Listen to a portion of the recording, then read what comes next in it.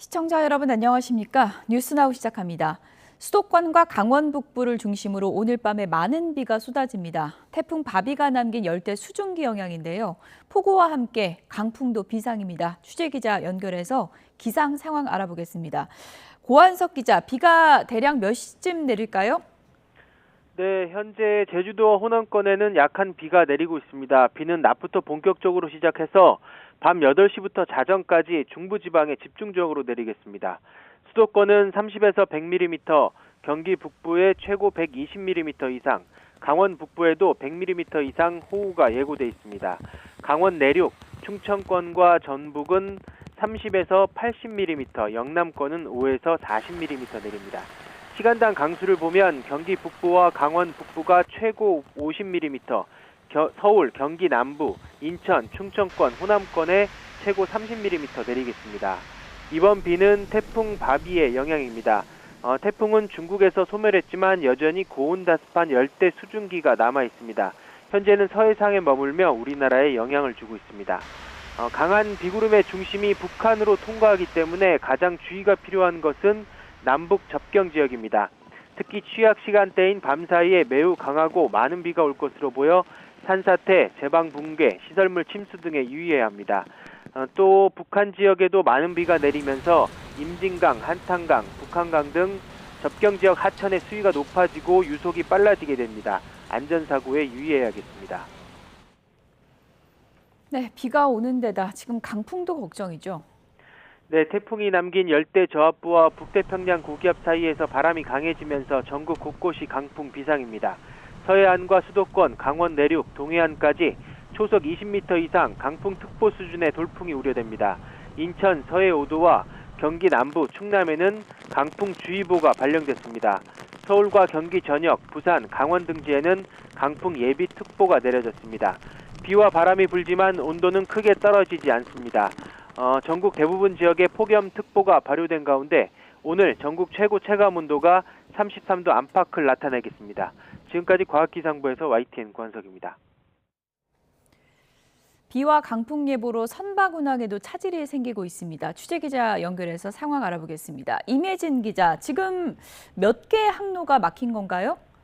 네, 오늘 계획됐던 99개 항로 가운데 41곳이 강풍의 영향으로 운항이 막혔습니다.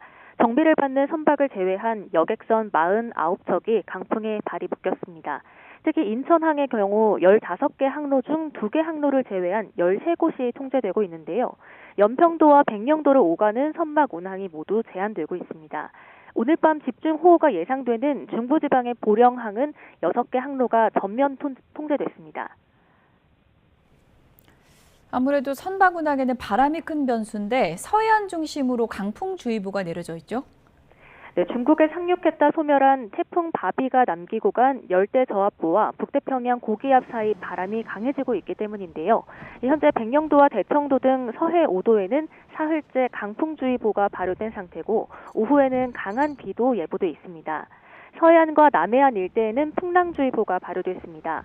서해 앞바다의 파고는 1m에서 최대 3.5m까지 일겠고 먼바다의 파고는 높게는 5m에 이를 거로 예보됐습니다. 오늘 여객기 운항에는 큰 차질이 없는 거로 파악됐습니다. 기상청은 먼바다에 내린 풍랑주의보는 내일 오전쯤 해제될 수 있을 거로 예상하고 있는데요. 시설물과 해상 안전사고에 유의하셔야겠습니다. 지금까지 사회부에서 YTN 임혜진입니다. 지난주에 기록적인 폭우가 내린 충남에서는 침수 피해 농가들이 복구에 안간힘을 쓰고 있습니다. 하지만 복구가 끝나기도 전에 다시 비 예보가 나와서 농민들의 걱정이 큰데요. 남부지방은 연일 이어지는 폭염으로 비상입니다. 폭우와 폭염으로 고통받고 있는 농가 상황, 현장을 차례로 연결해서 알아보도록 하겠습니다. 먼저 충남 부여로 가보겠습니다. 오승훈 기자, 충남 쪽에 침수 피해가 컸는데 농가 상황 지금 어떻습니까? 네, 저는 지금 지난주 내린 폭우로 물에 잠겼던 비닐하우스 안에 들어와 있습니다. 이곳에는 방울토마토들이 물에 잠겼던 흔적이 고스란히 남아 있습니다. 이렇게 새빨간 토마토들이 바닥에 나뒹굴고 있고 비닐하우스 안은 말 그대로 쑥대밭으로 변했습니다.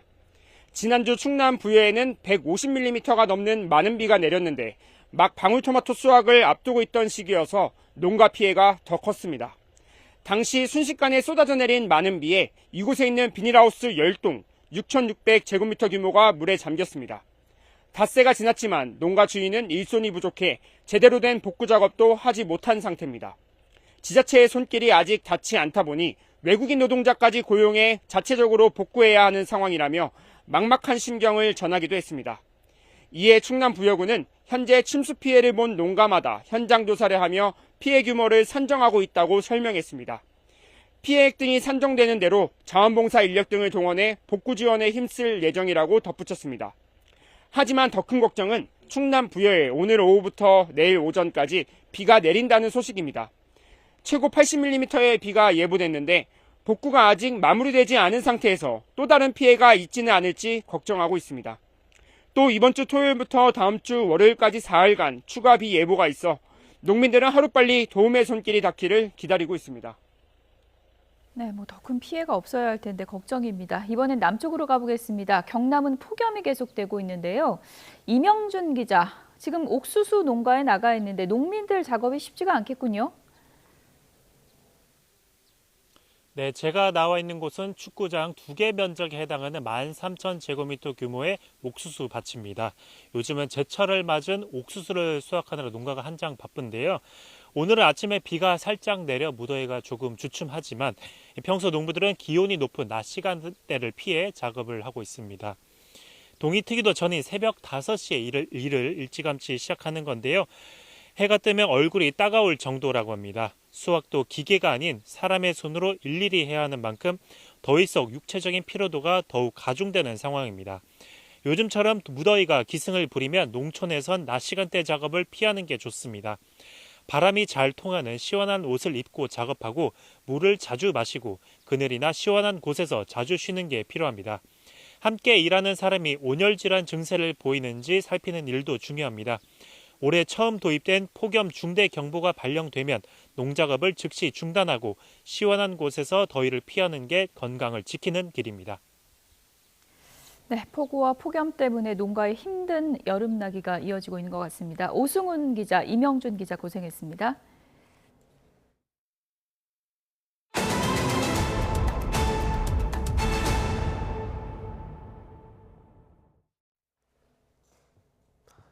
어제 9% 가까이 폭락했던 코스피가 오늘도 하락 출발한 뒤에 상승과 하락을 오가고 있습니다. 오전에만 코스피가 300포인트 넘게 오르내리면서 롤러코스터 장세를 보이고 있는데요.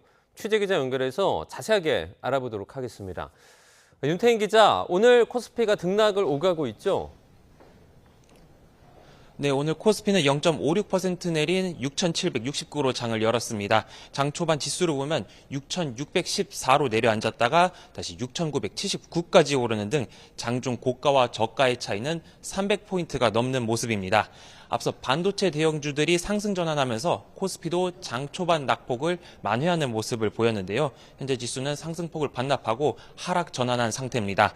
코스피 대장주인 삼성전자는 24만 원대에서 27만 원 사이에서 거래되고 있고요. SK하이닉스는 192만 원 선에서 175만 원을 오가고 있습니다. 코스피 수급을 보면 외국인과 기관이 순매수하고 있지만 개인이 순매도 하고 있습니다. 앞서 미국 증시는 트럼프 미국 대통령의 호르무즈 해협 통제 발표, 윌러 연준 이사의 매파 발언으로 기술주 중심의 매물이 나왔다는 분석이 나오는데요. 오늘 우리 증시도 중동 리스크와 미국 증시 약세의 영향을 받을 것이라는 전망이 나왔습니다. 이런 가운데 코스닥은 0.28% 내린 797로 출발해 약세를 유지하고 있습니다. 코스닥 수급에서는 개인과 기관이 순매수를, 외국인이 순매도하고 있습니다. 네, 오늘 원달러 환율 상황은 지금 어떻습니까? 네, 오늘 서울 외환시장에서 원달러 환율은 새벽 6시 기준 1,500원을 기록했고 오전 11시 기준으로는 1,494.4원에 거래되고 있습니다. 현재도 1,490원대 초중반에서 거래를 이어가고 있습니다. 금융권에서는 미국과 이란의 갈등 고조에 더해 연준의 금리 인상으로 인한 달러 강세 등으로 환율 상승 압력이 작용할 것이라는 평가가 나옵니다. 이와 함께 SK하이닉스 ADR 상장을 통해서 조달한 자금이 외환시장에 유입되며 수급 쏠림도 완화될 것이라는 기대도 나옵니다. 국제유가는 미국과 이란 사이의 갈등이 부각되면서 급등하고 있습니다. 현재 브렌트유는 배럴당 83달러 선에서 거래되고 있고 미국 서부 텍사스산 원유는 배럴당 79달러 선에서 거래되고 있습니다. 주요 6개국 통화와 비교할 때 달러의 가치를 나타내는 달러 인덱스는 101.2 근처를 기록하고 있습니다. 지금까지 외환거래 현장에서 YTN 윤태인입니다. 김건희 특검이 김건희 씨의 도이치모터스 주가 조작 의혹 등 사건에 대법원 선고 연기를 신청했습니다. 무상 여론조사 사건과 관련해 김 씨와 공범인 윤석열 전 대통령 사건 선고 결과를 반영한 추가 의견서를 제출하기 위해서인데요. 취재기자 연결해서 자세하게 알아보겠습니다. 이준혁 기자, 이 특검의 연기 신청 왜 이루어진 겁니까? 네, 한마디로 어제 유죄가 선고된 윤석열 전 대통령의 여론조사 무상수수 의혹 1심 판결을 그만큼 중요하게 보고 있기 때문으로 보입니다. 특검은 해당 판결 내용을 반영한 추가 의견서 제출을 위해서 선고기일 연기 신청서를 대법에 냈다고 밝혔는데요. 앞서 어제 법원은 윤 전 대통령의 정치자금법 위반 혐의에 대해 징역 2년과 추징금 1,396만 3,600원을 선고했습니다. 김건희 씨의 앞선 1, 2심 판결에서 모두 무죄가 나온 것과는 대비되는 결과입니다. 윤 전 대통령 부부는 지난 2021년 6월부터 2022년 3월까지 명태균 씨로부터 58차례에 걸쳐 2억 7천만여 원어치 여론조사 결과를 무상으로 받은 혐의 공범으로 기소돼 있습니다. 특검으로서는 같은 혐의에 대해서 정반대 판결이 나온 만큼 이를 발판 삼아 상고심에서 결과를 뒤집기 위해 막판 총력전에 나선 거로 풀이됩니다. 네, 그러니까 부부에 대한 판단이 어제 극명하게 엇갈린 거라고 볼 수 있겠죠? 네, 그렇습니다. 기존 김건희 씨 사건 1, 2심 재판부들은 명 씨가 윤 전 대통령 부부만을 위해 여론조사를 한 게 아니고 사전 계약이나 지시도 없었다고 봤습니다. 반면 어제 윤 전 대통령 재판부는 명 씨와 윤 전 대통령 부부 사이에 여론조사와 정치적인 조언을 주고받기로 한 암묵적인 합의가 있었다고 판단했습니다. 김영선 전 의원의 공천을 두고도 판단이 갈렸습니다. 김 씨 재판부는 공천이 절차에 따라 이루어졌다고 봤지만 윤 전 대통령 재판부는 명 씨에게 보답하기 위해 부당한 영향력이 행사됐다고 판단했습니다. 다만 윤 전 대통령 재판부도 기소된 혐의 가운데 명 씨가 윤 전 대통령 부부에게 결과를 전달한 것이 확인되는 14차례에 대해서만 유죄로 인정했습니다. 원래는 모레 대법원에서 이 사건에 대해 판단할 예정이었죠? 네, 윤 전 대통령 판결 사흘 만에 대법원에서 같은 사건을 정리할 예정이었습니다.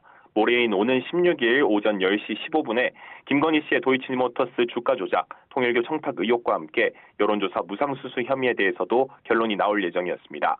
앞서 1심은 통일교 금품수수 의혹 일부만 유죄로 인정해서 징역 1년 8개월을 선고했지만 2심은 통일교 의혹 전체와 도이치모터스 주가 조작 혐의 일부를 유죄로 판단해 징역 4년, 벌금 5천만 원형을 내렸습니다. 그러나 특검이 연기를 신청하면서 선고가 다소 밀릴 가능성도 배제할 수 없게 됐습니다. 이런 가운데 종합특검은 심우정 전 검찰총장에 대한 구속영장을 청구했다고요? 네, 2차 종합특검이 심우정 전 검찰총장과 전무곤 전 대검찰청 기획조정부장에 대해서 구속영장을 청구했습니다. 내란 중요임무종사와 직권남용 권리행사 방해 혐의입니다. 심 전 총장은 12.3 비상계엄이 선포된 뒤 박성재 전 법무부 장관의 지시로 계엄사령관이 지정한 사건 수사를 맡는 계엄사 합동수사본부에 검사를 파견하는 방안을 검토한 혐의를 받습니다. 박 전 장관의 내란죄 1심 판결문에는 심 전 총장이 박 전 장관과 계엄 선포 이후 3차례 통화하며 합수부 인력 파견을 논의하고 이어서 대검 간부와 연락했다는 내용이 담겼습니다. 지금까지 사회부에서 전해드렸습니다. 장윤기 사건 부실 은폐 의혹을 규명하고 있는 검찰과 경찰이 수사의 속도를 내고 있습니다. 어제 열린 여고생 살해 사건 2차 공판에서는 장윤기가 성폭행 살인 혐의를 처음으로 인정했는데요. 취재기자 연결해 보겠습니다. 나연호 기자, 이 장윤기 수사 관계자들을 경찰과 검찰이 앞다퉈서 소환 조사 벌이고 있죠? 네, 그렇습니다. 경찰청 국가수사본부 특별수사단은 장윤기 사건 수사와 관계된 경찰 7명을 소환 조사했습니다. 조사자 가운데 입건된 사람은 앞서 증거 인멸 혐의로 구속된 박모 경감이 유일하고요. 나머지는 참고인 신분으로 광주경찰청 형사과, 광산경찰서 여성청소년과 강력팀원 등입니다. 이들은 지난 5월 장윤기 사건 발생 뒤 수사에 직접 참여했거나 보고를 받은 경찰들입니다. 우선 광주경찰청 형사과 경찰들을 상대로 이 사건 보고와 수사 지휘 전반을 살펴보고 있고요. 광산경찰서 여성청소년과 이 경찰들에게는 장윤기 과거 성범죄나 스토킹 처벌법 위반 혐의 사건 처리 과정을 들여다보고 있습니다. 특히 장윤기에게 성폭행 의도, 살인 가능성이 있었는데도 단순 살인 혐의를 적용한 경위도 파악하고 있습니다. 지난 11일 광주경찰청장실과 수사부장 강력개장실에 대한 압수수색 자료도 분석 중입니다. 검찰도 봐주기 수사나 증거인멸 의혹을 규명하기 위한 수사를 이어가고 있습니다. 보고체계상 앞서 구속된 강력팀장의 바로 윗선인 당시 광산경찰서 형사과장을 어제 피의자 신분으로 불러 조사했습니다. 당시 광산서 형사과장은 증거인멸을 방조한 혐의 등을 받고 있습니다. 검찰은 장윤기에게 최소 법정형이 무기징역인 성폭행 살인 대신 일반 살인 혐의를 적용한 과정에 윗선의 지시 등이 있었는지 보고 있습니다. 어제 오전에는 광주지방법원에서 여고생 살해범 장윤기의 2차 공판이 열렸는데요. 범행 2달 만에 장윤기는 자신의 성폭행 목적 이 살인 혐의를 인정했습니다. 그동안 장윤기는 극단적 선택을 결심한 뒤 여고생을 우발적으로 살해했다고 주장해왔습니다. 다음 재판은 오는 27일에 열릴 예정인데요. 장윤기의 여고생 살해 당시 생존자인 고등학생 이 남학생과 숨진 여고생 유족, 장윤기 지인 등 4명이 증인으로 채택됐습니다. 지금까지 광주 전남 취재본부에서 YTN 나연호입니다. 네, 조금 전에 들어온 속보 전해드리겠습니다. 이 정부가 반도체 호황에 따른 수출 중대로 올해 경제 성장률 전망을 대폭 상향 조정했습니다. 정부는 하반기 경제 성장 전략을 발표하면서 올해 성장률을 연초에 2%에서 1%포인트나 높인 3%로 수정을 했습니다. 이는 IMF나 OECD, 한국은행, KDI 등 주요 전망기관보다 0.4에서 0.5%가 높은 수치입니다. 반도체 호황에 따른 수출 증대에 기업들의 투자 분위기가 빨라지고 있는 것을 반영했다고 정부는 설명했습니다. 물가 상승분이 포함된 경상 성장률도 12.3%로 30년 만에 최고 수준이 될 것으로 예상했습니다. 1인당 국민 총소득은 4만 달러에 근접하고 국가 채무 비율은 47%까지 떨어질 것으로 전망했습니다. 정부는 잠재 성장률 3%, 수출 세계 4강, 국민소득 5만 달러 비전을 목표로 세계 어떤 나라도 대신할 수 없는 대체불가 대한민국으로서의 도약을 추진하겠다고 밝혔습니다. 중동 전쟁에 따른 유가 변동성 확대 영향으로는 이 올해 소비자 물가 상승률 전망치는 2.6%로 높였습니다. 올해 취업자 수는 당초보다 10,000명 감소한 15만 명 증가로 전망을 했고 경상수지 흑자는 수출 호조에 따른 상품 수지 확대로 1,500억 달러 이상 증가한 2,900억 달러가 될 것으로 전망했습니다. 미국이 이란에 대해서 사흘째 공격에 나선 가운데 도널드 트럼프 미 대통령은 오늘과 내일 이란을 강하게 타격할 거라고 밝혔습니다. 또 대이란 해상봉쇄에 대한 재개와 함께 호르무즈 해협에서 미국이 통행료를 부과하겠다고 말해 논란을 키우고 있습니다. 워싱턴에서 홍상희 특파원입니다. 트럼프 대통령은 호르무즈 해협에서 이란의 공격 능력을 제거하기 위해 이란을 세게 칠 거라고 말했습니다. 지난달 종전 양해각서 체결 이후 해제한 대이란 해상 봉쇄도 재개한다고 밝혔습니다. 이란에 대한 전방위 압박입니다. We're controlling the straits. We're putting the blockade back. The blockade was probably more effective even than hitting them, but I think the combination is the thing that really does it. 여기에 한술 더 떠 호르무즈 해협에서 민간 선박 통항의 안전을 제공하는 대가로 미국이 20% 통행료를 부과하겠다는 선언까지 했습니다. Yeah, I want to be reimbursed because we're protecting a very rich portion of the world. We're spending money, and so what we've done is we are going to be reimbursed for protection. 이란 이슬람 혁명 수비대가 호르무즈 해협 전면 봉쇄를 발표하자 맞불 작전에 나선 것으로 보이지만 논란은 불가피해 보입니다. 앞서 이란의 통행료 부과 시도에 국제법에 따라 통행료를 부과할 수 없다고 비판해왔던 미국이 기존 입장을 번복했기 때문입니다. 종전 양해각서의 핵심 조건이었던 대이란 해상 봉쇄 재개로 합의 파기 가능성이 제기되는 가운데 트럼프 대통령은 양해각서는 이란을 시험하기 위한 것이었다고 말하기도 했습니다. 그러면서도 협상을 통한 해결이 불가능하다는 결론에 도달한 적은 없다며 합의 가능성은 여전히 있다고 덧붙였습니다. 트럼프 대통령은 한국 시간으로 17일 오전 10시 대국민 연설을 예고했습니다. 종전 양해각서에 큰 의미가 없다고 언급하면서 전쟁 재개 우려가 커지고 있습니다. 워싱턴에서 YTN 홍상입니다. 트럼프 대통령의 해상 봉쇄 재개와 통행료 징수 발표에 이란은 절대로 호르무즈 해협을 포기하지 않겠다며 강경 대응을 예고했습니다. 호르무즈 해협의 상황이 4월 휴전 이후에 최악으로 치닫고 있는 가운데 홍해 항로도 불안해지고 있습니다. 보도에 유투건 기자입니다. 이란은 트럼프 대통령의 발표를 일축하며 호르무즈 해협에 대한 통제 의지를 거듭 밝혔습니다. 아바스 아라그치 외무장관은 SNS에 올린 글에서 이란은 항상 호르무즈 해협의 수호자였으며 앞으로도 영원히 그럴 것이라고 주장했습니다.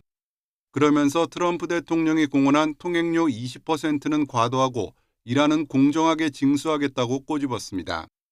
앞서 이란군은 어떤 상황에서도 호르무즈 해협에 대한 미국의 간섭을 용납하지 않을 것이라고 반발했습니다.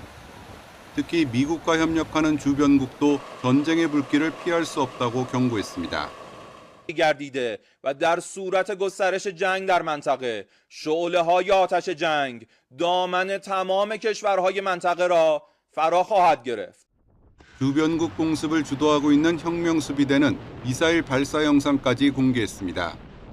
이란 언론들은 지난주 미군의 공습이 재개된 이후 최소한 25명이 숨졌고 공습 범위가 내륙으로 확대되고 있다며 항전 분위기를 끌어올렸습니다. 중동의 또 다른 핵심 항로인 홍해 쪽에서도 긴장이 고조되고 있습니다. 이란의 지원을 받는 예멘 후티 반군은 자신들이 장악한 수도의 공항이 공습을 받자 배후로 사우디아라비아를 지목하고 보복에 나섰습니다.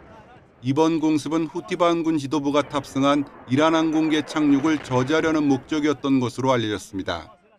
إن العدو السعودي بقراره الأرعن بالهجوم الظالم على مطار صنعاء الدولي يتحمل كامل المسؤولية والعواقب الوخيمة.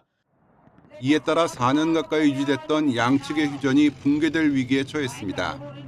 후티 반군이 이란과 손을 잡고 확전에 나설 경우 홍해 항로를 볼모로 잡을 수 있어 전 세계가 긴장하고 있습니다. YTN 유토환입니다.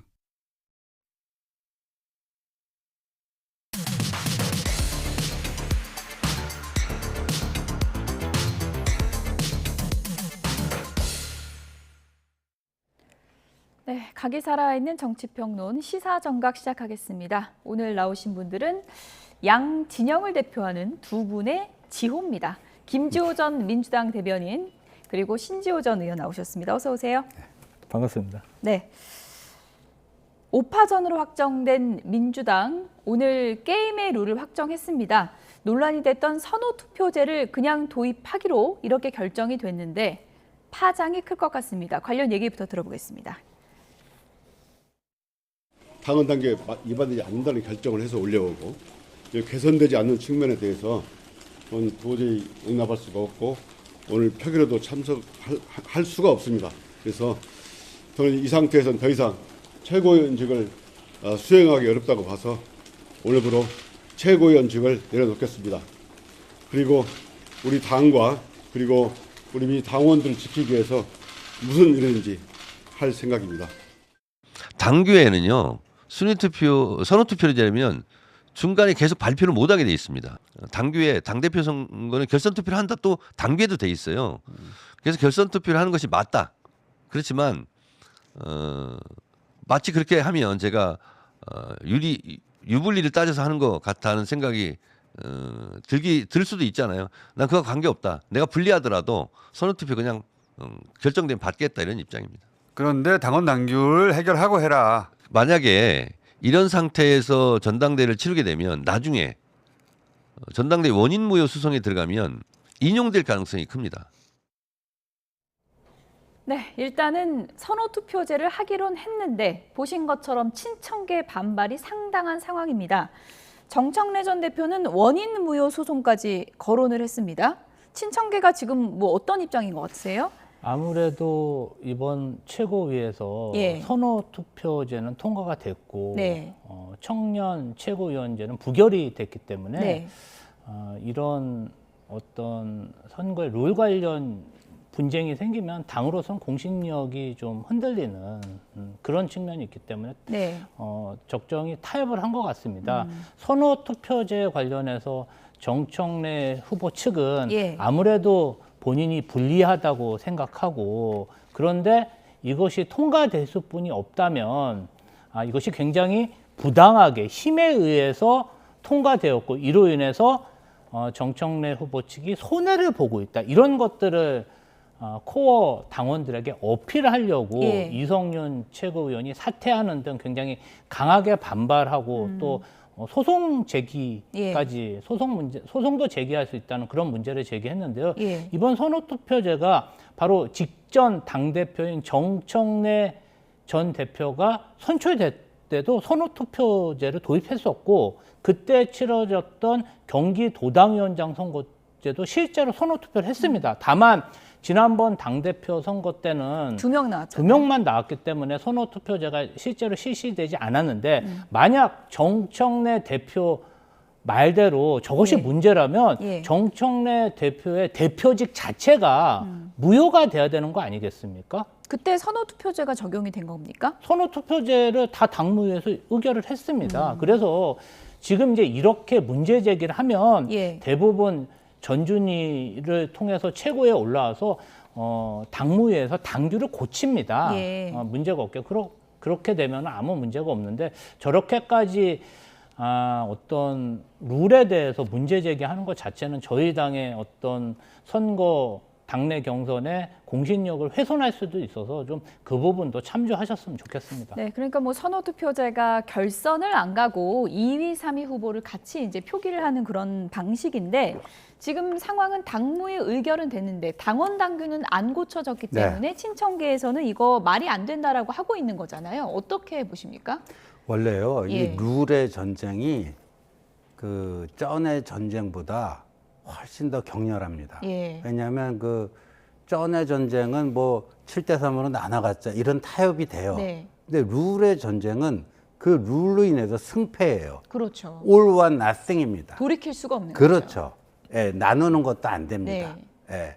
그래서 이 룰의 전쟁은 항상 그 쩐의 전쟁보다 훨씬 더 격렬한 형태로 진행이 되는데 지금도 저런 거라고 봐요. 근데 저는 뭐 선호투표제라는 게 제 개인적으로는 상당히 일리 있는 그리고 우리 정치권에서 적극적인 도입을 검토해야 되는 그런 건데 예. 근데 지금 정청래 전 대표 방금 전 방송 얘기처럼 민주당 당원 당규를 자꾸 그대로 해석하자면은 결선 투표를 하게 돼 있기 때문에 보는 이에 따라서 이게 기존 당원 당규 위반이다, 위반 예. 소지가 있다 이런 얘기도 충분히 가능한 것 같아요.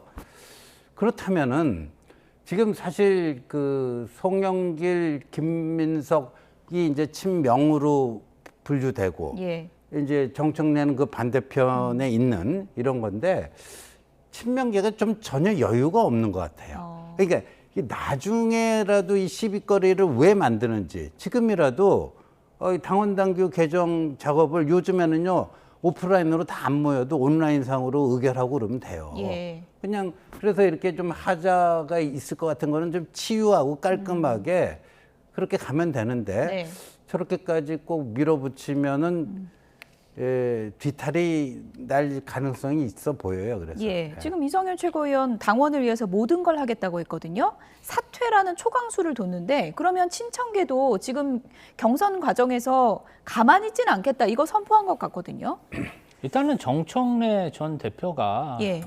결정이 되면 따르겠다고 천명을 했기 때문에 아마 큰 문제 없이 이 룰대로 진행될 것이다. 진행될 거라고 보고 예. 아무래도 이성윤 전 최고위원이 검사 생활만 오래 하고 예. 초선 의원이고 민주당의 어떤 정신이나 관행에 대해서는 좀 많이 소양이 부족하다 보니까 예. 저렇게 돌출적인 행위를 하는 걸로 보이고요. 개인적으로는 부적절한 처신이다 이렇게 그럼요. 보시는 저희 거군요. 예. 민주당에서는 예. 그 룰 관련해 가지고 저렇게 치열하게 싸우는 것 자체가 당의 단합을 저해하고 당의 공신력을 깨트린다는 게 지난 어떤 당의 역사에서 이미 증명이 됐습니다. 그래서 결정을 하면 대부분의 캠프나 주자들이 다 따르고 이에 승복을 했지 저렇게 불복하고 전준위를 공격하는 행위는 사실 이제 국민의힘에서 많이 벌어지는 일이라 갑자기 왜 남의 당 비판을 하십니까? 많이 생경합니다.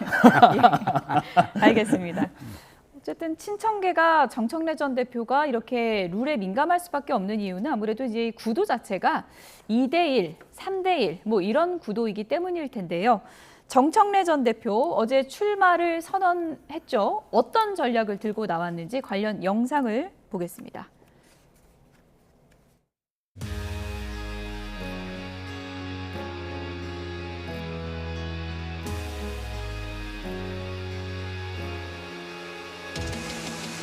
더불어민주당 정청래 전 대표가 8.17 전당대회 출마를 공식 선언했습니다. 오직 민심, 오직 당신만 믿고 더불어민주당 당대표에 출마합니다. 이재명 대통령에게 끝까지 의리를 지킬 사람은 저 정청래입니다. 자기가 뭔 이재명 대통령을 지켜요? 총선을 이겨야 지킬 텐데 정청래 얼굴로 총선을 이길 것 같습니까? 우리 딸 아들도 안 찍을 거라고 다. 이번에 올바른 노선과 리더십으로 당대표를 교체하지 못하면 우리 당은 흔들립니다. 대통령도 흔들릴 것입니다. 많이 아픕니다. 살살 좀 해주시기 바랍니다. 많이 아픕니다. 살살 좀 해주시기 바랍니다. 지나온 길을 보면 나아갈 길이 보입니다. 당 대표직을 이용해 대선에 출마하지 않겠습니다. 대선 승리의 기획자가 되겠습니다. 임기 4년이 남은 대통령을 놔두고 집권 여당 대표와 대통령이 서로 명청대전하고 싸우는 이런 너무 기가 막힙니다. 눈물이 날라 그래. 왜 이런 거지? 본인은 억울하다고 명청대전 없다고 그러지만 아니 그 손바닥으로 하늘을 가린 거지.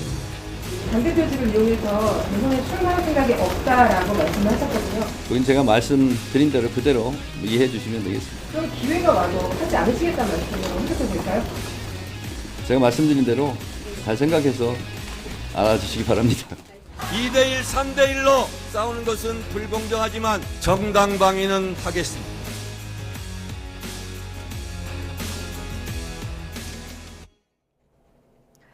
네, 어쨌든 뭐 게임의 룰도 선호 투표제로 정해졌고 정청래 전 대표 입장에서는 이제 전략을 잘 짜야 될 텐데 어제 연임 도전을 선언하면서 대선 불출마 카드를 꺼내들었습니다. 이게 뭐 어떤 유효성이 있을까요? 그게 자기 정치 논란에서 조금 피해 가려고 하는 그런 전략 같아요.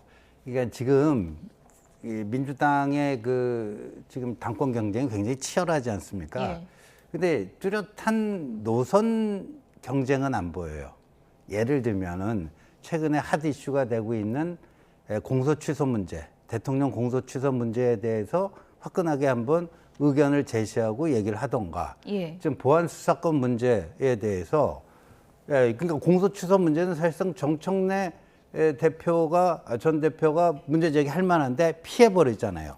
그리고 보안 수사권 폐지 문제는 김민석 후보가 이거 제대로 문제 제기를 해야 되거든요. 이대로 가면 제2, 제3의 장윤기 사건 피해자 같은 피해자들이 속출한다. 근데 침묵해버리잖아요. 그러니까 제대로 된 노선 경쟁이 없이 오로지 대통령을 대하는 태도. 이게 지금 쟁점이 되고 있어요. 집권여당 대표로서 대통령을 어떻게 대할 것인가. 그게 오로지 쟁점이 되고 있어요. 그래서 노선 경쟁은 안 보이고 그런 파워 게임만 이제 보이는 셈인데 그런 점에서 그 상당히 아쉽고 그런데 저는요 이미 뭐 저는 이제 구계자지만 바깥에서 보니까 이미 대세는 기운 것 같아요. 왜냐하면은 제가 아까 정청래 전 대표는 불공정이라고 했는데 벌써 구도 자체가 그렇잖아요. 여기 1, 2, 3이 구도가 그렇고 그래서 이제 친명계에서 조금 여유를 가지고 그 대할 수도 있는 것 같은데 아까 선호 투표제 같은 거 굳이 당원 당규 개정 절차도 거치지 않고 이게 밀어붙이고 뭐 하잖아요. 그러면 이게 덧나게 돼 있어요. 당하는 쪽이요. 정치권에서는 이렇게 뭐 당하는 쪽이 그냥 뭐 일방적으로 당하지만 않거든요. 또 동정 여론이 좀 쏠릴 수 있습니다. 그렇죠. 근데 그 동정 여론이 지금 정청래 후보에게 쏠린다 해서 아까 제가 대세가 기울었다는데 그게 뒤집힐 가능성은 저는 없어 보이고요. 그런데 하여간 나중에 후유증이 좀 남을 수 있다 이런 생각이 듭니다. 경선이 이제 시작인데 너무 맥을 빼시는 거 아닙니까? 아니, 제 눈에는 그렇게 보여서 말씀드렸습니다. 알겠습니다. 어쨌든 뭐 승부는 아직 알 수가 없는데 정청래 전 대표가 이제 불출마 카드를 꺼낸 거는 내 정치 아니다. 나는 이재명 대통령 성공만을 바라본다. 이 진정성을 좀 알아달라. 이런 의도가 들때 이게 좀 먹힐까요?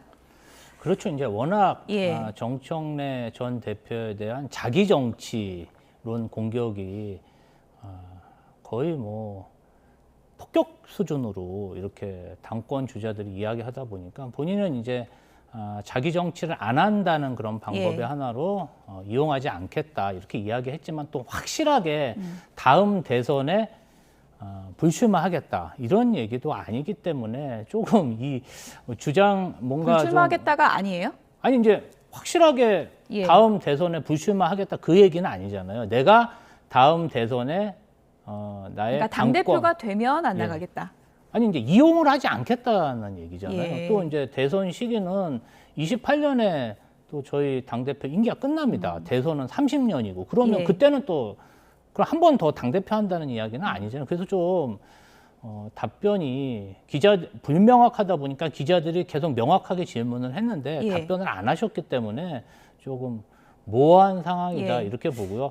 아마도 이번 전당대회 민주당의 목표는 간단합니다. 이기는 민주당, 이재명 정부의 성공을 위해서 어떤 게 더 중요하냐 이렇게 얘기했을 때 어제 정청래 당대표는 코어 지지층을 좀 결집시켜서 이기는 민주당을 만들겠다 이렇게 천명하셨기 때문에 선명성에 좀 방점을 둔 네. 것이고 김민석 후보나 송영길 후보 측은 조금 유능한 민주당 그리고 이재명 정부의 중도 실형 노선 확장에 좀 방점을 예. 두는 그런 모습이기 때문에 당원들이 어떤 선택을 할지는 좀 두고 봐야 될 것 같습니다. 네, 뭐 기자가 대선 출마 기회가 와도 안 하겠다는 뜻이냐라고 했더니 잘 생각해서 알아주시길 바란다. 늘 기자에게 이게 해석의 숙제를 남기는 그 정청래 전 대표 화법이라고 할 수 있는데 어쨌든 이 부분에 대해서 송영길 의원이 강력하게 이제 비판을 했습니다. 어떤 얘기를 했는지 그래픽을 좀 보여주실까요? 대선 불출마에 대해서 너무 엇나간 뜬금없는 얘기다. 누가 나가라고 했냐? 이렇게 반문했고요. 상대방이 좋아하지 않고 동의하지 않는데 혼자 이재명을 몇 번 외친다고 무슨 명청대전이 없어지냐? 그런 걸 스토커라고 그런다라고 맞받아 쳤습니다. 또 이런 얘기도 했습니다. 정청래 얼굴로는 총선 못 이긴다. 임기 4년 남은 대통령 두고 여당 대표와 대통령이 싸우는 그런 경우가 어딨냐라고 비판을 했고요. 명청대전이 없다라고 하는데 손바닥으로 하늘을 가리는 것이다. 이렇게 얘기를 했습니다. 정청래 전 대표를 일종의 좀 스토커라고 표현을 했네요. 네. 근데 저도 그 집권 1년 차 그것도 상당히 그 기세가 좋은 이재명 정권 1년도 되지 않아서 여당 대표와의 갈등이 일어나는 거 이런 거는 처음 봐요. 87년 이후 현행 그 권력 구조가 시행된 이래 예. 집권 1년 차에 여당 대표가 그 대통령과 차별화하는 거는 처음 봅니다. 그러니까 그런 점에서 뭐 그 명청대전이라고 하면 정청래 후보가 좀 억울해 하던데 억울해 할 일은 아니고. 예. 명청대전은 맞는 겁니까? 뭐 저는 맞다라고 봐요. 예. 그리고 그게 이제 자업자득인 거죠. 자업자득인데 지금 와가지고 나는 아니야. 그리고 그 아까 얘기할 때도 아니 화끈하게 난 대선 안 나가고요. 그냥 총선 당대표로서 총선 또 제1당 돼가지고 차기 정권 창출하는데 그 밑거름 역할을 제가 하겠습니다. 대선 불출마한다. 이렇게 화끈하게 해야 되는데 당대표직을 이용해서 대선 출마는 안 하겠다. 이게 뭐예요? 그리고 기자들이 물어보니까 잘 알아서 해석해서 써주세요. 어떻게 해석하셨습니까? 그래서? 그러니까 이거는 자꾸만 그 앞에 무슨 전제 조건이 붙는 그 조건부 불출마 이런 거는요 의미 없어요. 의미 없으니까. 그러니까 저걸 가지고 이제 그 이른바 명청대전으로 인한 그 자신의 불리함을 조금 이렇게 커버를 하려고 한 것 같은데 별로 뭐 그 효과는 없을 것 같습니다. 오늘 정청래 전 대표가 김어준 씨 방송에 나와서 이런 얘기도 했습니다. 지난 지방선거 관련해서 평택을은 후보를 우리가 내지 않는 게 맞았다. 이런 얘기를 했거든요. 지금 와서 그런 얘기하면 뭐합니까?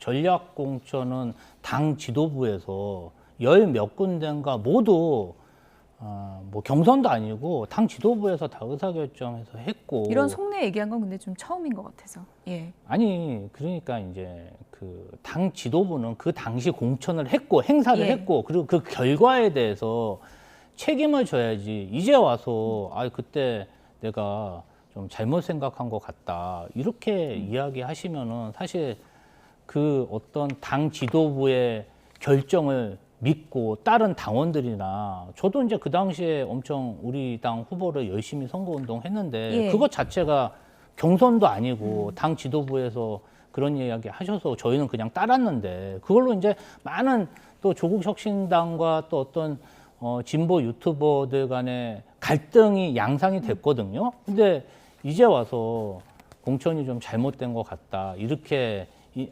인정 아닌 인정을 하시는 것은 좀 당인의 한 사람으로서 좀 어리둥절합니다. 그러면 믿고 따랐던 당원들은 다 어떻게 되는 것인지, 왜 그러면 그런 생각을 하셨던 예. 것인지, 어떤 잘못이 있었던 것인지 좀 소상히 밝혀주셨으면 좋겠습니다. 네. 오늘 뭐 이런 얘기도 했어요. 정주원 대표가 한풀이 정신이라는 얘기를 하면서 전통적 코어를 묻겠다. 김어준 씨가 계속 얘기하는 게 코어 지지층이 빠졌다고 얘기를 하잖아요. 네. 그 코어 지지층을 묶을 적임자 나밖에 없다. 이거는 네. 좀 당심에 호소하는 것 같은데 효과가 좀 있을까요? 근데 그것도 왜 본인만이 코어 지지층을 결집시킬 수 있는지, 그다음에 코어 지지층에 대한 그 어디가 코어 지지층인지도 같은 용어를 쓰고 있는데 예. 그 대상의 범위는 좀 다른 것 같아요. 코어 지지층이라는 게. 그래서 지금 뭐 정청래 후보 측에서는 뭐 친노, 친문 뭐 이쪽 그거로 이제 코어 지지층을 생각하고 있는 것 같은데, 이제 그 친명 쪽에서는 이제 뭐 뉴 이재명까지 포함하는 뭐 그런 개념으로 보고 있는 것 같고, 그런데 지금 이것도요, 사실 뭐 그 멸칭 논란이 있었지만 문조 탈례 이후 뭐 그게 나왔었잖아요. 근데 문재인 전 대통령은 이재명 대통령하고 그 하면서 거기서 이탈해 버렸어요. 그날부로 확실한 거기서 더 이상 그 5글자를 쓸 수가 없게 됐고, 심지어 뭐 김어준 씨도 며칠 전에는 김민석 후보 그 계엄의 밤 때 그 해명하는데 그냥 쭉 판을 깔아줬잖아요. 그러니까 거기가 사실상 해체된 상태다. 그러니까 지금 정청래 후보는요 거의 사면 초과 상태라고 전 보여지고, 그러니까 위에 그 리더급들이 이렇게 5명 중에 2명이나 빠지고, 사실상 조국 그 전 대표는 최근에 뭐 이상한 논쟁에 잘못 껴들어가지고 거의 그냥 정치적 영향력을 스스로 다 깎아먹고, 그러니까 이게 그 해체 마비 상태로 들어간 거거든요. 그러니까 이 상태에서 그 뭐 코어 지지층 결집하는 게 어떤 그 치료적인 그게 있을까 하는 생각이 듭니다. 어쨌든 뭐 선호 투표제가 오늘 이제 확정이 되면서 게임의 룰은 정해졌는데 후폭풍은 좀 상당할 것 같습니다. 이번에 국민의힘 얘기로 넘어가 보도록 하겠습니다. 최근에 마이웨이 행보를 이어가고 있는 장동혁 대표가 청년 행사를 또 찾았는데요. 어떤 얘기했는지 들어보시죠. 잠시 기회를 주시면 성대모사를 한번 해보겠습니다. 그 뭐 제 성대모사 하는 분 중에 SNL에 누가 있고 그다음에 우리 배추도사가 있고 그런데 어쨌든 그리고 또 누구 있더라 그 어쨌든 거기보단 잘해야 돼요. 청년이 미래라고 하면서 청년을 병풍으로만 쓰는 것 그게 부끄러운 겁니다. 그래서요? 괜찮았어요. 나중에 우리 공천 신청하면 가산점 줄게요.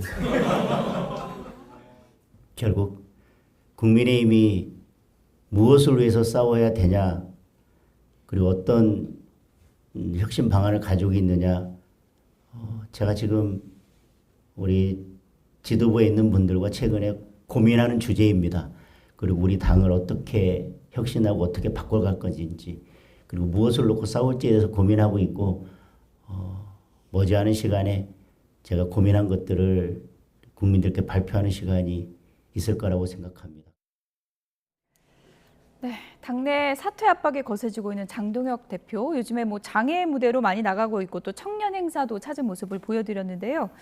공천 신청하면 가산점 주겠다. 뭐 농담 아닌 농담 진담인가요? 뭐 어떻게 봐야 됩니까? 농담이겠죠. 저걸 진담으로 얘기했으면 제정신이라고 할 수가 없고요. 저는 공식적인 석상에서 농담을 한 건데 대단히 부적절한 농담이었다. 이거를 이 공천 신청 때 가산점, 이 공천 신청자 입장에서 얼마나 민감한 문제인데 자기 목소리 흉내 좀 잘 내줬다고 해서 가산점 주겠다. 이게 농담 소재로 될 수 있다는 것 자체가 좀 잘못된 것 같고, 그 지금 이제 장동혁 대표가 무슨 혁신을 자기 표 혁신을 지금 준비하고 있어서 곧 뭐 발표를 하겠다라고 하는데, 장동혁 대표하면 혁신하고는 그 대척점이 있는 사람으로 보이거든요. 그러니까 그 퇴행이죠, 퇴행. 그러니까 윤 어게인 이쪽으로. 그러니까 윤석열 노선으로 다시 그냥 퇴행하는 건데, 근데 그렇게 보이는데 본인 생각에는 이제 혁신이라고 할 텐데, 지금 장동혁 대표가 최근에 하고 있는 게 두 추가 아닙니까? 하나는 이제 징계 정치 다시 꺼내 들었고요. 두 번째는 이제 그 장외 정치인데 지금 뭐 화면에 나오고 있습니다만, 저기서 그 장외 정치도 국민 다수의 그 공감을 얻을 수 있는 장외 정치라면 의미가 있다라고 봐요. 그런데 제1야당의 대표는요, 정말 그 다음번 총선 대선 승리를 진정으로 고민한다면 민심의 중앙값이 어딘지를 잘 보고 다수의 국민들이 동의할 수 있는 그런 이슈를 선점하고 거기서 열심히 이슈 파이팅을 하고 그래야 되는데, 지금 장동혁 대표와 장외 투쟁을 함께하고 있는 저분들이, 그러니까 청년인 건 맞아요. 청년 중에서요, 청년 대표성이 없는 분들입니다. 그러니까 그 뭐 윤석열 노선을 추종하는 그 뭐 자유대학 같은 청년층 내에서도 아주 극단적인 이런 사람들과 이 사람들이 뭐 청년을 뭐 대표하는 것처럼 자꾸만 외양을 꾸며서 이렇게 하는데, 저거는 본인 입으로는 혁신이라고 하는데 사실은 퇴행적 그 정치 행보를 하고 있는 것이다, 이렇게 봅니다. 어쨌든 뭐 장동혁표 혁신안을 마련하겠다. 지금 당 앞에서 안팎의 사퇴 압박은 아랑곳하지 않고 나는 임기 채우겠다, 이런 의지를 계속 분명히 밝히고 있는 거죠. 그래서 이제 이번 지방선거에서 뭐 장동혁 대표가 잘한 건 아니지만 서울시장 선거에서 이기고, 그리고 경기 남부권에서 좋은 성적을 내다 보니까 앞으로 총선과 차기 대선에서 국민의힘 보수 세력이 어느 정도 좀 자신감을 가지게 된 것 같습니다. 그렇다 보니까 아무래도 향후 선거 전망이 어두우면 비주류든 밖에 있는 어떤 분열 세력도 다 안아서 뭔가 힘을 합쳐서 선거에 임할 텐데, 우리가 이렇게 분열돼도 우리가 뭐 중타는 할 수 있어, 안타는 칠 수 있어, 이런 확신이 되다 보니까 이분들이 쇄신과 성찰보다는 오히려 우리가 가지고 있는 이 기득권, 기호 2번이라는 공천권을 가지고 우리끼리 있어도 충분히 총선형 그리고 수도권에서 의미 있는 어떤 결과를 낼 수 있는데, 굳이 뭐 밖에 있는 한동훈 대표나 개혁신당 이런 분들과 뭐 협력할 필요가 있겠나. 이대로 내가 가지고 있는 이번 공천권을 쭉 가지고 가겠다. 이런 확신을 가지고 하는 것 같은데, 이것도 장동혁 대표를 좀 끌어내리려면은 초기 선거 이후 한 달 내에 끌어내렸어야 되는데, 이게 어떤 에너지가 없고 이제는 어려운 겁니까? 이제는 장동혁 대표 좀 전에 자료 화면을 보면 굉장히 여유로운 말을 하잖아요. 그리고 이제 공천 신청하면은 내가 가산점 줄게. 얼마나 여유롭게 이야기합니까? 그래서 어느 정도 헤게모니 자체가 당권파에 이제 좀 넘어간 게 아닌가, 좀 매우 안타깝습니다. 진짜 안타까우신 거예요? 안타깝습니다. 안타까운 게 아니고 즐기고 있는 것 같아요. 그래서 제가 얼마 전에 한 뭐 진보 평론가가 민주당 쪽에 뭘 주문했냐면은, 자꾸만 장동혁, 제1야당이 장동혁 체제라는 걸 전제로 하고 정치를 하지 말고 그 이유가 될 거라고 생각하고 거기에 대비해서 민주당이 정치를 해나가는 게 본인들을 위해서도 좋고 나라를 위해서도 좋다. 저는 뭐 보수니까 그렇지만 그 평론가의 그 글에 대해서는 상당히 공감이 가더라고. 그게 정말 국가를 위한 정치인데, 요즘 보면 민주당 쪽에서 나오시는 패널 분들이 뭐 장동혁 대표 칭찬은 안 하는데 은근히 장동혁 대표 체제가 오래 갈 것처럼 뭐 이런 식으로 얘기하는데, 뭐 그걸 좀 즐기고자 하는 쉽게 이지고잉 하고 싶은 예. 그런 그 심리는 이해는 하는데 지금 김지호 대변인 저격하신 건 아니죠? 그건 아니 민주당 분들이 대체적으로 예. 그러더라고요. 한 말씀만 예, 드리고요. 짧게 부탁드립니다. 이렇게 남 탓을 한다고 문제가 해결되는 게 아니고 치열하게 당내 투쟁을 하셔서 뜻하는 바를 꼭 예. 이루셨으면 합니다. 어쨌든 뭐 장동혁 대표 나는 간다. 무소의 풀처럼 간다. 이런 입장을 밝히고 있어서 뭐 징계의 계절도 곧 다가올 것이다. 이런 전망이 나오고 있는데요. 홍준표 전 대구시장이 오랜만에 언론 인터뷰에서 이런 입장을 밝혔습니다. 들어보시죠. 북값 가서 예, 부산 북값. 네. 도와준 사람만 징계하거라. 대표님. 그거는 있을 수 없는 이야기다. 그런가요? 그건 말이 안 되죠. 우리 당의 후보가 박민식 있는데 예. 그걸 갖다가 국회의원들이 떼거지로 가서 거기서 치킨 파티하며 시시덕거리고 또 어떤 애는 그 뭐 이야기 들어보니까 월세 뭐 한 달짜리 집까지 얻어놓고 그 예. 돌아다녔더만 예. 그런 건 제명시켜야 돼요. 또 한동훈 무소속 의원도 스포트라이트를 받고 있어서 복당 될 거다 뭐 이런 얘기도 나오고 있거든요. 사실 이 문제는 어떻게 처리했나요? 난 복당 여부를 떠나서 예. 장동혁이하고 한동훈이는 예. 그 빙탄 불상용이다. 얼음과 불은 같이 있을 수 없다. 아마 그래 될 겁니다. 일단 치킨 먹은 사람 제명해라. 홍준표 전 대구시장이 센 발언을 했는데 이게 뭐 보수의 원로로서 쓴소리한 겁니까? 아니면 한동훈 의원에 대한 뭐 감정 섞인 발언입니까? 어떻게 보십니까? 우리 앵커께서 지금 홍준표 전 시장을 보수의 원로라고 칭해 주셨는데 예. 너무 과대평가하신 것 같고요. 예. 저분은 스스로 탈영을 한 사람입니다. 탈영입니까? 탈영의 예. 영은 군대가 아니고 진영을 떠나버린 사람이에요. 예. 그 자기가 2024년, 2025년인가요? 대선 후보 경선에서 국민의힘 대선 후보 경선에서 지니까 그냥 정계 은퇴 선언하면서 탈당하면서 사실상 자신의 측근들이 반대 진영에 있는 이재명 후보 지지 선언을 하고 그러니까 저분은 그런 점에서 탈영어를 한 분이에요. 탈영. 진영에서 그냥 그 넘어간 분인데 근데 저분이 지금 아까 뭐 나와서 우리 당이라고 그래요. 저분 저 당 적 없어요. 그리고 저 홍준표 저분은요 말할 자격이 없는 사람이에요. 말할 자격이 없는 사람이고 이렇게 뭐 YTN 같은 주요 방송국에서 취급할 만한 가치가 있는 분인가에 대해서 저는 상당히 회의적이고 예. 그리고 저분이 최근에 무슨 정치 평론에서 맞은 게 하나도 없어요. 그 한동훈이 부산 북갑에 무소속으로 출마했을 때 한동훈 당선 가능성에 대해서 택도 없는 소리라고 한 분이에요. 그래서 예. 저분 얘기는 저는 뭐 논평할 가치가 없다고 생각합니다. 네. 근데 이제 발언 내용 중에 장동혁 대표랑 한동훈 의원을 이제 빙탄 불상용 얼음과 수채 비유를 했잖아요. 근데 많은 분들이 이제 걱정하는 것 중에 하나도 한동훈 의원이 복당을 한다고 해도 장동혁 대표, 뭐 의원들, 당권파들과 섞일 수 있겠는가 이 우려를 하는 분들 많잖아요. 그건 어떻게 보세요? 그 빙산 불상용 그거는 뭐 얼추 맞는 비유법인데 그러니까 다음번 전당대회가 언제가 될지 모르겠지만 그 장동혁은 한동훈이 그 복당을 못하게 한 속에서 본인이 또 출마해서 당선되기를 원하는데 그건 정정당당한 게 아니죠. 그러니까 한동훈 복당해서 뭐 전당대회에서 심판을 받아보면 되지 않겠습니까?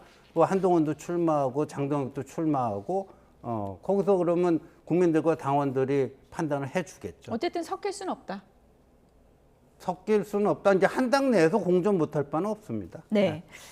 끝으로 간략하게요. 그래서 지금 뭐 창당 얘기도 있잖아요. 그건 좀 현실성이 있다고 보세요? 예. 뭐 한동훈 전 대표가 뭔가 보수 통합을 하려면 조금 마음이 넓고 아량이 좀 있어야 되는데 사실은 홍준표 전 대표에 대해서도 굉장히 저렇게 비판을 하잖아요. 어차피 무소속으로 가고 지금 뭐 홀로 저렇게 있는 거잖아요. 근데 이제 저런 정치 경력이 굉장히 있는 분들이 이제 도발을 하는 거죠. 이제 그때 대응하는 모습이 한동훈 대표나 한동훈계가 어떤 모습을 보여줘야 되냐. 제가 봤을 때는 뭐 마음이 넓어 보이지는 않습니다. 좀 더 포용력을 가져야 된다. 통합하려면 낮은 자세로 나보다 약자에 대해서 뭔가 이렇게 포용하는 자세를 보여야 되는데 정말 가혹하게 평가를 해버리잖아요. 이제 그런 모습이 통합할 수 있는 아량이 있는 것인지 스스로 한번 성찰해 봐야 될 것 같습니다. 어쨌든 뭐 홍준표 전 시장은 뭐 약자는 아닌데 어쨌든 뭐 한동훈계에서 좀 포용력을 보여야 된다 이런 말로 갈무리를 하겠습니다. 지금까지 김지호 전 더불어민주당 대변인, 신지호 전 의원 두 분이었습니다. 고맙습니다.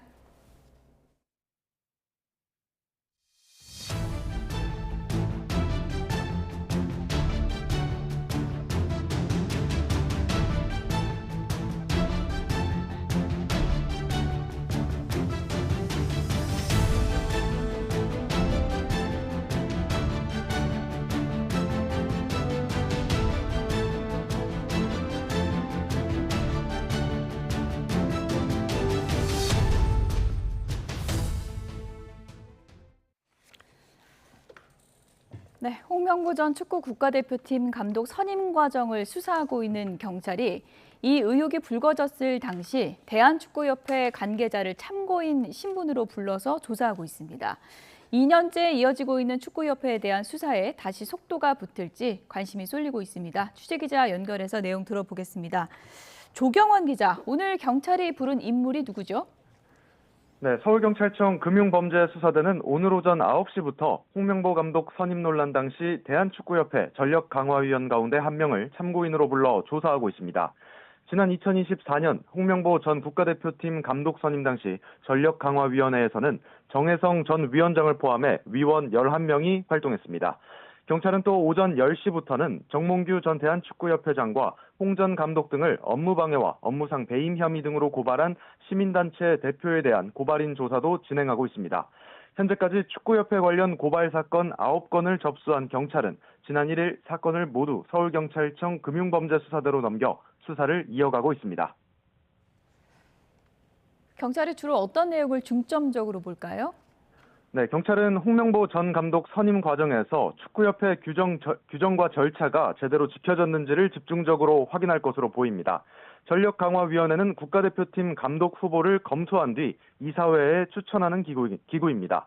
전력강화위원으로 활동한 인물을 참고인으로 부른 것도 당시 회의 심의 내용이 실제 선임 과정에 제대로 반영됐는지를 따져보기 위한 것으로 풀이됩니다.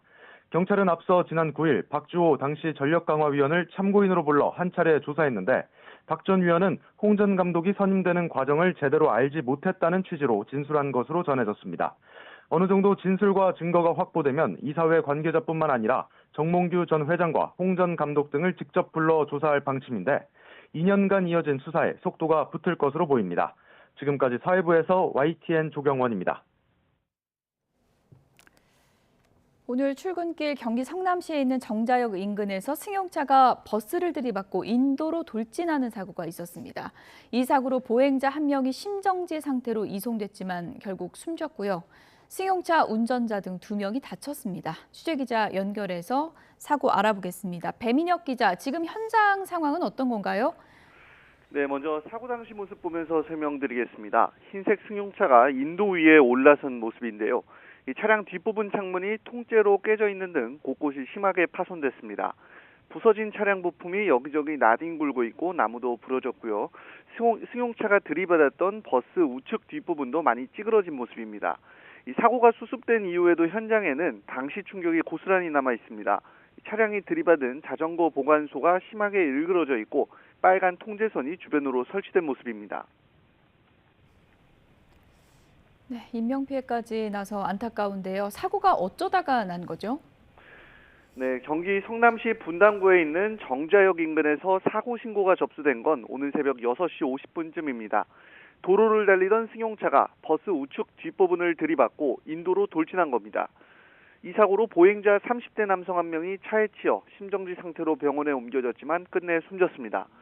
또 승용차 운전자 50대 여성과 10대 딸이 다쳐 병원으로 옮겨졌는데 생명의 지장은 없는 것으로 전해졌습니다. 이 경찰 조사 결과 운전자는 음주 상태는 아니었던 것으로 파악됐습니다. 경찰은 운전자를 교통사고처리법상 치사 등 혐의로 입건하고 차량 사고 기록 장치를 국과수에 분석 의뢰하는 등 정확한 경위를 조사할 방침입니다. YTN 배민혁입니다.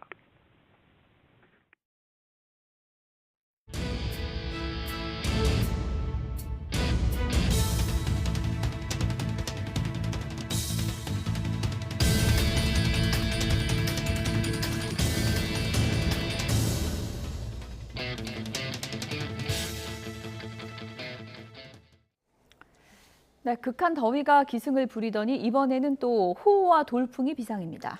내일까지 최고 120mm 이상의 호우가 예고되면서 곳곳에 강풍특보와 호우 예비특보도 발령이 됐습니다. 정혜원 기상재난 기자와 함께 자세한 내용 알아보도록 하겠습니다. 어서 오세요. 안녕하세요. 날씨가 뭐 예측 불가인데요. 지금 특보 내려진 곳이 어디입니까? 네, 일단 이 바비 비구름이 좀 접근해 오면서 오늘과 내일 사이 좀 우리나라에 영향을 줄 걸로 예상됩니다. 아직까지는 내륙을 중심으로 좀 흐린 날씨가 좀 이어지고 있는 상태고 오늘 오전 중에 좀 백령도 부근으로 약한 좀 비가 내리기 시작했습니다. 또 해안과 내륙으로 좀 바람이 좀 강하게 불기 시작했는데 특보 상황을 좀 정리를 좀 해드리면 오늘 정오를 기해서 인천과 경기 남부 지역 그리고 충남 지역을 중심으로 강풍주의보가 발효가 됐습니다.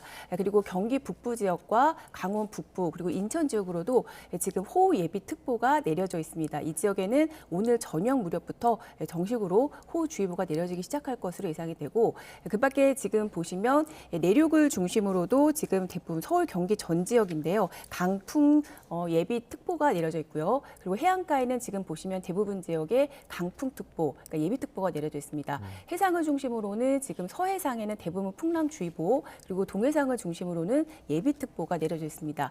그리고 비가 내리면서 오늘부터는 기온이 그래도 1, 2도 정도 조금 내려갈 것으로 보여서 폭염경보구역도 주의보를 한 단계 약화를 했고 또 일부 해제된 구역도 있습니다. 하지만 극한의 더위가 주춤하는 수준이고 습도 높은 더위는 밤낮으로 당분간은 지속할 것으로 예상이 됩니다. 지금 태풍이 중국에 상륙해서 약화하지 않았습니까? 그런데 어떻게 우리나라로 이렇게 잔해가 유입이 되는 거죠? 네, 우리나라는 이 편서풍, 그러니까 중위도 지역에 위치를 하면서 1년 내내 바람이 서쪽에서 동쪽으로 부는 이 편서풍대에 속해 있습니다.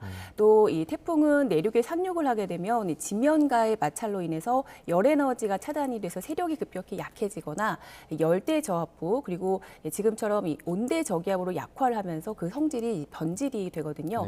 사실상 이 태풍으로서의 지위는 상실이 되고 이 소멸하는 셈입니다. 특히 이 중국에서 약화한 비구름의 경우는 이 서쪽에서 동쪽으로 좀 이동을 하면서 보통 하루에서 이틀 뒤에는 한반도로 이동을 하거나 한반도 북쪽으로 좀 이동을 해서 영향을 주는 경향을 보입니다. 그러니까 그냥 태풍도 아니고 태풍에서 약화한 구름인데도 비바람이 집중될 수가 있는 거예요? 네, 맞습니다. 앞서 말씀드린 대로 이 태풍의 잔해이기 때문에 그 중심부에는 고온 다습한 열대 수증기를 좀 가득 머금고 있습니다. 특히 이 밤사이 기온차가 좀 커지거나 이 찬 공기에 만나게 되면은 이 비구름이 좀 폭발적으로 재발달할 가능성이 있습니다. 또 이 300일 만에 우리나라 지형의 경우는 이 부딪히면서 일부 지역에서 지형성 이 폭우를 쏟을 가능성도 큽니다. 잠시 이 화면을 좀 보실까요? 네, 지금 이 준비된 화면의 경우는 우리나라 민간 예보 업체에서 제공하는 날씨 영상입니다. 네, 지금 보시면 천리안 영상인데요. 제가 움직여 보겠습니다. 지금 서쪽에서 이동하고 있는 이 구름이 태풍이 남긴 비구름입니다. 앞으로 이 북쪽으로 이동을 할 것으로 현재 예상이 되고 있는데 이 비구름이 우리나라에 영향을 주면서 많은 비를 뿌릴 가능성이 현재 예보된 상황입니다. 지금 보시면 앞으로 강수량이 지금 북쪽으로 좀 이동을 하면서 우리나라에 영향을 주겠는데요. 오늘 밤 사이에 중부지방에 이렇게 이동을 하면서 비를 뿌릴 걸로 현재 예상이 됩니다. 그리고 비바람이 지금 예보가 됐거든요. 그런데 보시면 지금 보라색, 연한 보라색으로 보이는 이 지역, 초속 25m 이상의 바람이 불 것으로 예상이 되는 지역이고요. 그리고 내륙을 중심으로는 15에서 20m 안팎의 강한 바람이 불 것으로 현재 예상되고 있습니다. 남쪽이 더 바람이 센 거네요. 해안 쪽입니다. 해안 쪽에. 네, 맞습니다. 해안 쪽은 초속 25m 이상, 그리고 내륙을 중심으로도 중요한 건 순간 풍속이 초속 20m 안팎까지 불 수 있다는 점입니다. 아직까지는 바람이 그렇게 강하지는 않은 상황인데요. 지금 CCTV 화면을 한번 보고 가겠습니다. 네, 지금 보시면 울진 쪽입니다. 지금 해안 쪽으로 일부 제가 서해안 쪽에 특보가 내려진 곳이 있다고 말씀드렸는데 지금 이미 울진 쪽은 지금 바람이 이렇게 나무가 흔들릴 정도로 강한 바람이 불고 있는 게 확인되고 있습니다. 앞으로 이 해안 지역은 바람이 더 강하게 불면서 피해가 발생할 가능성도 충분히 있는 상황이기 때문에 대비를 해주시는 게 좋겠습니다. 네, 해안 지역 바람 좀 주의를 해야 될 것 같고 또 기상청에서 오늘 오전에 공식 브리핑을 또 했다고요? 네, 맞습니다. 오늘 오전 11시였는데요. 수시 브리핑을 통해서 밤사이 호우 상황과 시간과 그리고 최대 고비 시간을 좀 예고를 했습니다. 오늘 밤부터 내일 오전 사이가 될 걸로 보이고 최대 강수량이 지금 중부지방 그리고 경기 북부 쪽 최대 120mm 이상이 예고가 됐습니다. 자, 그리고 최대 강수량이 좀 중요한데요. 극한호우가 내릴 수 있는 50mm 이상으로 현재 예보가 됐거든요. 지금 보시면은 오늘 밤 사이, 그러니까 수도권은 지금 18시 이후부터 밤 자정 사이가 될 걸로 보입니다. 퇴근길 이후가 좀 중요할 걸로 보이고 강원 북부 같은 경우는 밤 9시부터 내일 새벽 3시 사이 그리고 호남 지방, 충청 이남 지방의 같은 경우는 오늘 밤부터 자정 그리고 내일 새벽 사이에 가장 주의가 필요할 걸로 보입니다. 특히 시간당 50mm 안팎의 지금 비가 예고된 상황이기 때문에 충분히 극한 호우가 내릴 수 있는 상황이고 일부 지역에는 재난 문자도 발송이 될 수 있습니다. 이 문자를 받으신다면 안전한 곳으로 좀 대피를 해주시는 게 좋겠습니다. 앞서 이번에 이제 바람 많이 분다 그거 지도 보면서 설명해 주셨는데 뭐 돌풍까지 불 수 있다면서요? 네, 맞습니다. 앞서 제가 강풍 예비 특보 지역도 좀 살펴드렸는데 이번에는 이 호우와 함께 돌풍 구역이 좀 있을 것으로 보여서 대비가 필요합니다. 특히 이번 강수 때의 경우는 이 한 지역에 비가 오래 집중되기보다는 이 비구름이 좀 빨리 좀 이동을 할 것으로 현재 예상이 되고 있기 때문에 순간적인 돌풍이 불면서 피해가 발생할 가능성이 큽니다. 기상청이 현재 서해안과 이 수도권 지역 그리고 강원 내륙 또 동해안까지 앞서 제가 살펴드렸지만 초속 20m 이상의 비를 예보를 했거든요. 이 정도면 이 태풍급 돌풍이 불면서 피해가 발생할 수 있는 수준입니다. 어느 정도의 이 수준인지 좀 제가 준비했는데 한번 보시죠. 네, 지금 초속 20m 이상의 비가 그 바람이 불면은 몸을 가는 게 좀 힘들 정도고요. 그리고 25m 이상의 그 바람이 불기 시작하면은 기와가 날아가거나 심한 곳에서는 이 가로수가 뽑히고 또 신호등이 넘어질 수 있는 수준입니다. 그리고 해안가 같은 경우는 제가 관측 지점을 좀 보다 보면은 아까 그 울진 같은 경우 그리고 전남 해안 같은 경우는 초속 35m에 가까운 태풍급 돌풍이 불기도 하거든요. 이 지역에서는 이 정도의 바람이 불면 기차가 탈선하는 그런 피해의 원인이 되기도 합니다. 네, 초속 한 20m 이상 되면 상당히 좀 위험하다 이렇게 좀 이해를 할 수 있을 것 맞습니다. 같은데 네네. 이번에 비가 그친 뒤에 또 비 예보가 있다고요? 네, 맞습니다. 이번에는 이 태풍이 남긴 비구름의 영향이 큰데요. 이 구름이 좀 지나고 나서 주 후반이 되면 이 본격적으로 또 북쪽에서 좀 정체 전선이 또 남하하기 시작할 걸로 보입니다. 하지만 이번에는 좀 남부 지방부터 좀 비가 내릴 가능성이 좀 있고 그리고 이 정체 전선이 남북 진동을 하면서 전국에 많은 비를 쏟아부을 가능성이 있습니다. 당분간 이 찜통더위와 또 기습호우가 번갈아 나타날 가능성이 있는 만큼 이 복합적인 좀 여름재해에 대비를 해주시는 게 좋겠습니다. 어쨌든 수도권은 오늘 저녁 6시 무렵부터 퇴근길에 비 내리고 또 지역별로 이제 비가 집중되는 시간이 다른데 이 밤 사이가 고비가 된다고 하니까 좀 주의를 하셔야 될 것 같습니다. 정혜윤 기상재난 기자였습니다. 고맙습니다. 고맙습니다. 네, 연일 이어지는 폭염에 쪽방촌 주민들의 여름나기도 힘겨워지고 있습니다. 전기요금 부담에 댕방기기를 마음껏 사용하지 못해 무더위를 고스란히 견디고 있는 주민들을 정영수 기자가 만나봤습니다. 불볕 더위가 이어지는 오후, 쪽방촌 주민들이 하나둘 골목에 자리 잡습니다. 찜통 같은 방을 피해 조금이라도 바람이 부는 바깥으로 나온 겁니다. 돗자리에 앉아서 더위를 식히거나 문을 활짝 열어둔 집도 눈에 띕니다. 여름에는 덥지. 완전 찜통이야, 찜통. 더우니까 여기서 바로 여기서 고테바이 이게 지나가는데 내가 이쪽으로 한쪽으로 비키고 이렇게 앉아 있어. 숨이 턱턱 막히는 더위에 주민들은 이웃의 안부부터 살핍니다. 여기서 사람 안 죽어서 나가면 다행이야. 더운 날. 더워서 쓰러지는 사람이 있으니까. 에어컨이 있어도 마음 놓고 틀기는 어렵습니다. 각 방이 아니라 공용 복도에 설치돼 있는 데다 전기 요금 부담도 적지 않기 때문입니다. 서울시는 여름철 석 달 동안 쪽방 소유주에게 전기요금을 한 달에 최대 20만 원까지 지원하지만 주민들은 요금 폭탄을 맞을까 걱정이 앞섭니다. 에어컨 많이 나온다고 안 좋아하지요. 갖고 가서 한 번씩 더블 때 틀고 껐다가 막 이러라고 그래. 골목에 물 한 개를 뿌려주는 쿨링포그에 의지해왔지만 폭염이 닥칠 즈음 이마저도 고장났습니다. 평소라면 골목에 물을 뿌려주고 있어야 할 쿨링포그가 전기 사용이 몰리면서 작동이 멈췄습니다. 해가 져도 열기는 좀처럼 식을 줄 몰라 밤잠도 설치는 상황. 38도 이상 불죠. 바람은 안 부는 거예요? 바람 안 불죠. 그러니까 뭐 밤에 애들 다 나가요. 들락 나가서요. 한여름 주민들의 한숨이 깊어지고 있습니다. YTN 정영수입니다.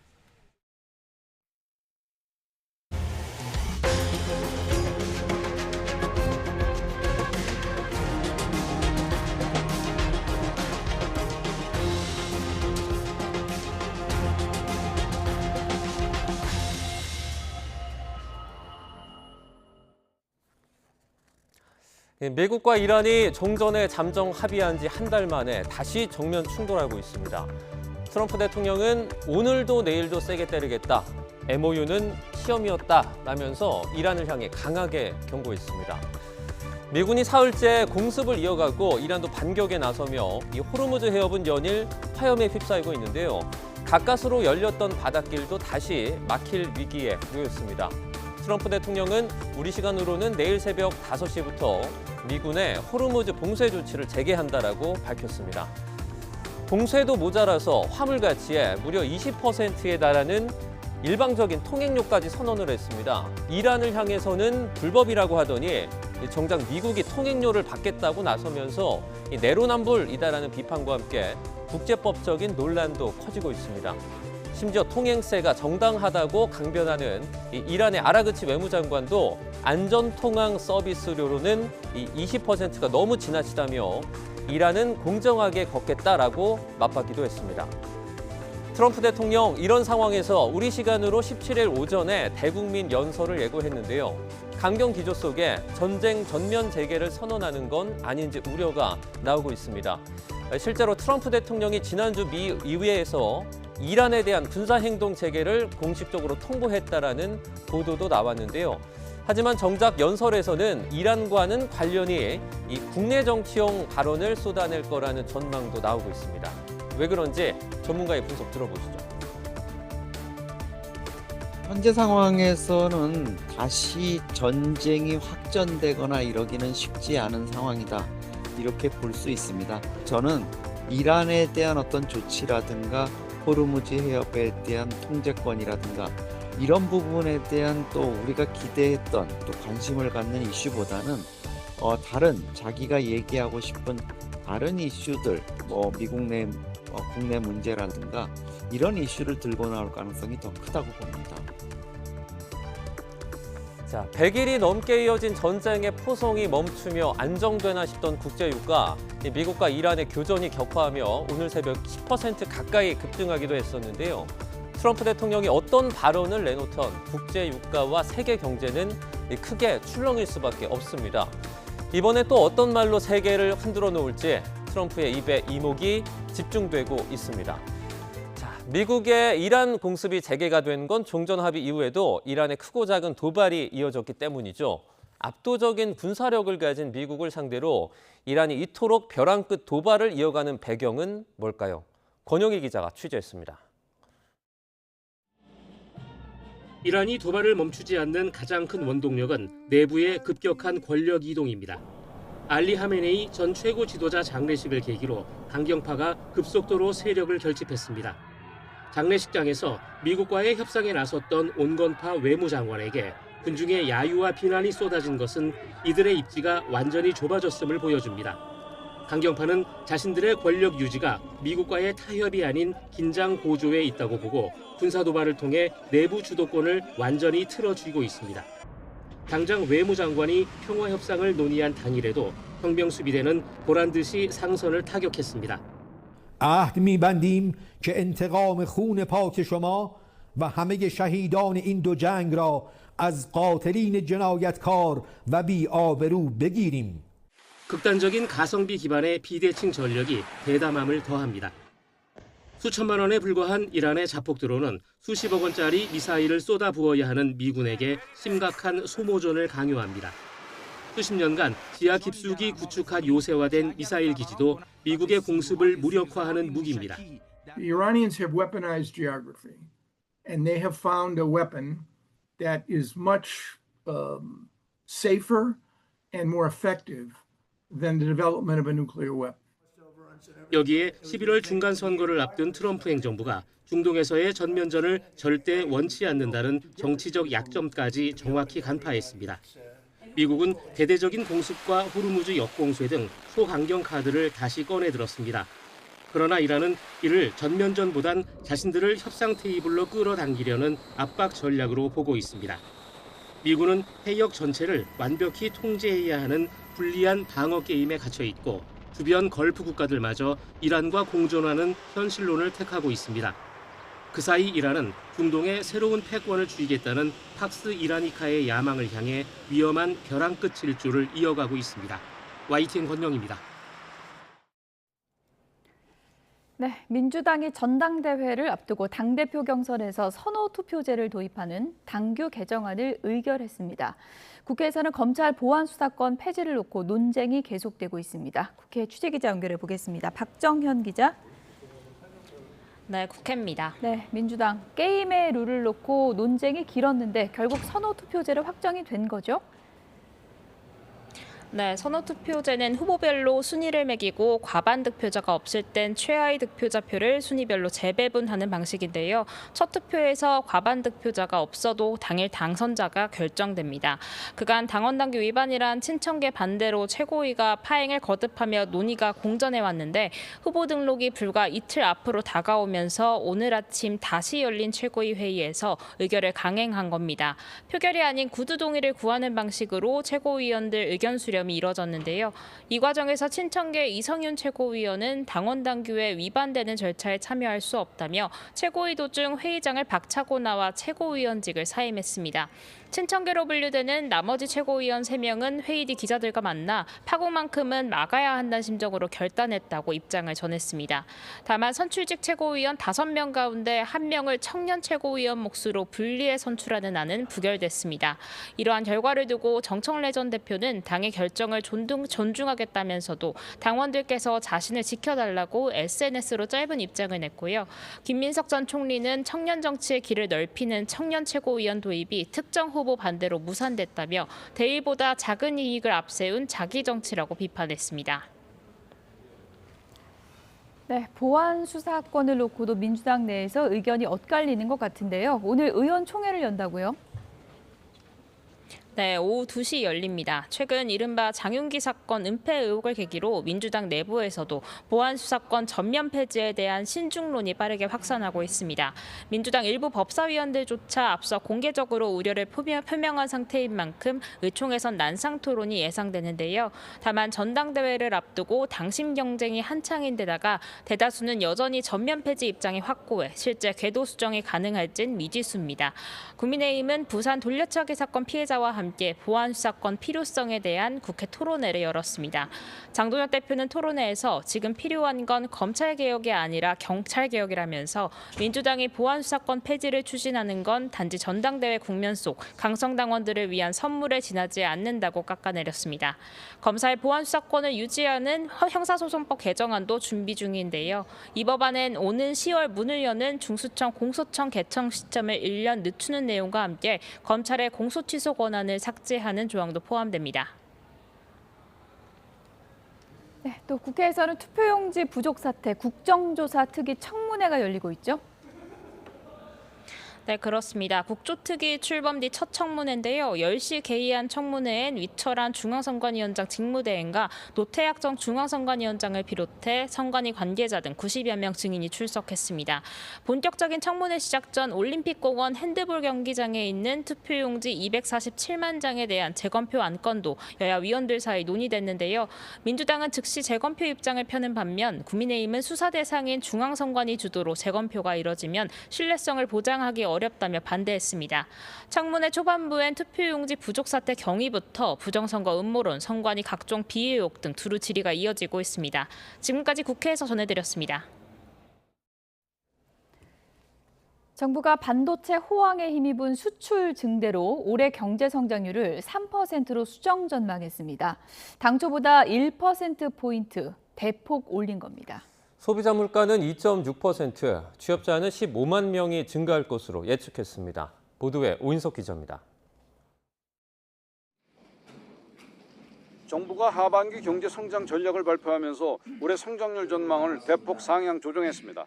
반도체 호조가 지속되고 중동 전쟁 충격을 추경 등 정책 효과로 완충하면서 연초 2.0%에서 1.0%포인트나 높인 3.0%로 수정했습니다.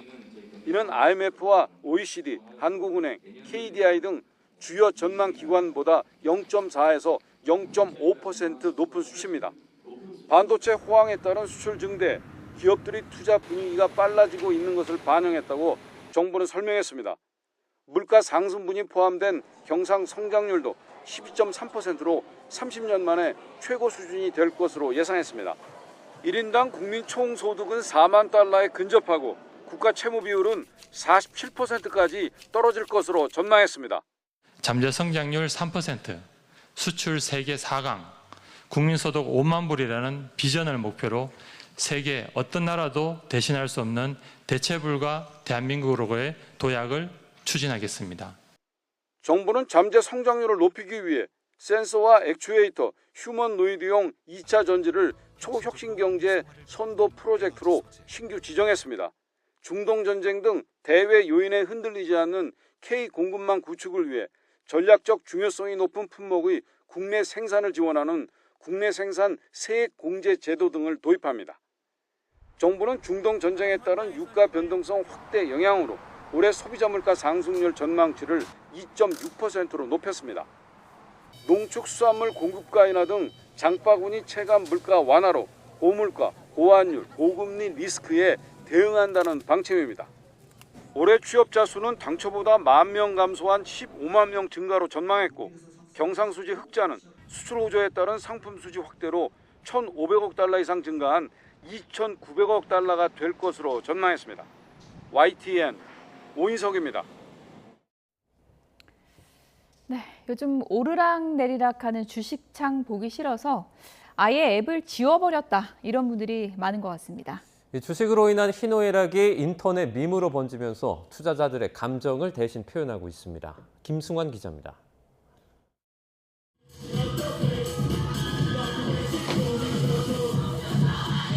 저점이라 믿고 추가 매수했지만 주가가 더 미끄러지자 허탈해진 투자자들의 속내를 그룹 에이티즈의 인기곡 배드의 유행 안무로 풀어냅니다. 그 외 기도회를 패러디한 장면에서는 고점에 매수한 SK 하이닉스 주주들의 간절한 바람을 유쾌하게 녹여냅니다. 자, 그럼 하이닉스 위해서 기도드리겠습니다. 300만 원을 때도 산 사람들이 너무나도 많습니다. 이들의 평단가를 어루만져 주시어서 다시 그들이 탈출할 수 있는 기회 주시고, 우리 애 아빠도 화가 아주 많이 났으니까 당신 각오해. 넷플릭스 참교육에서 나온 유행어 우리의 아빠가 화가 많이 났어요도 주주들의 속마음을 빗댄 밈으로 재탄생했습니다. 주가가 오르면 환호하고 떨어지면 한숨 지는 투자자들의 감정은 이렇게 인터넷 밈으로 인기를 끌고 있습니다. 삼성전자와 SK 하이닉스 소액 주주만 지난해 말 기준 각각 400만 명과 100만 명을 넘어섰고 올해 증시 상승세를 타며 그 수는 더 늘었을 거로 추정됩니다. 주식이 일부 투자자의 영역을 넘어 일상이 되면서 투자자들의 웃음과 한숨을 담은 밈도 폭넓은 공감을 얻고 있는 겁니다. 이처럼 주식 밈은 손실의 허탈함을 함께 웃어넘기게 하는 공감의 언어가 됐지만 실제 투자 판단은 냉정하게 해야 한다는 조언이 나옵니다.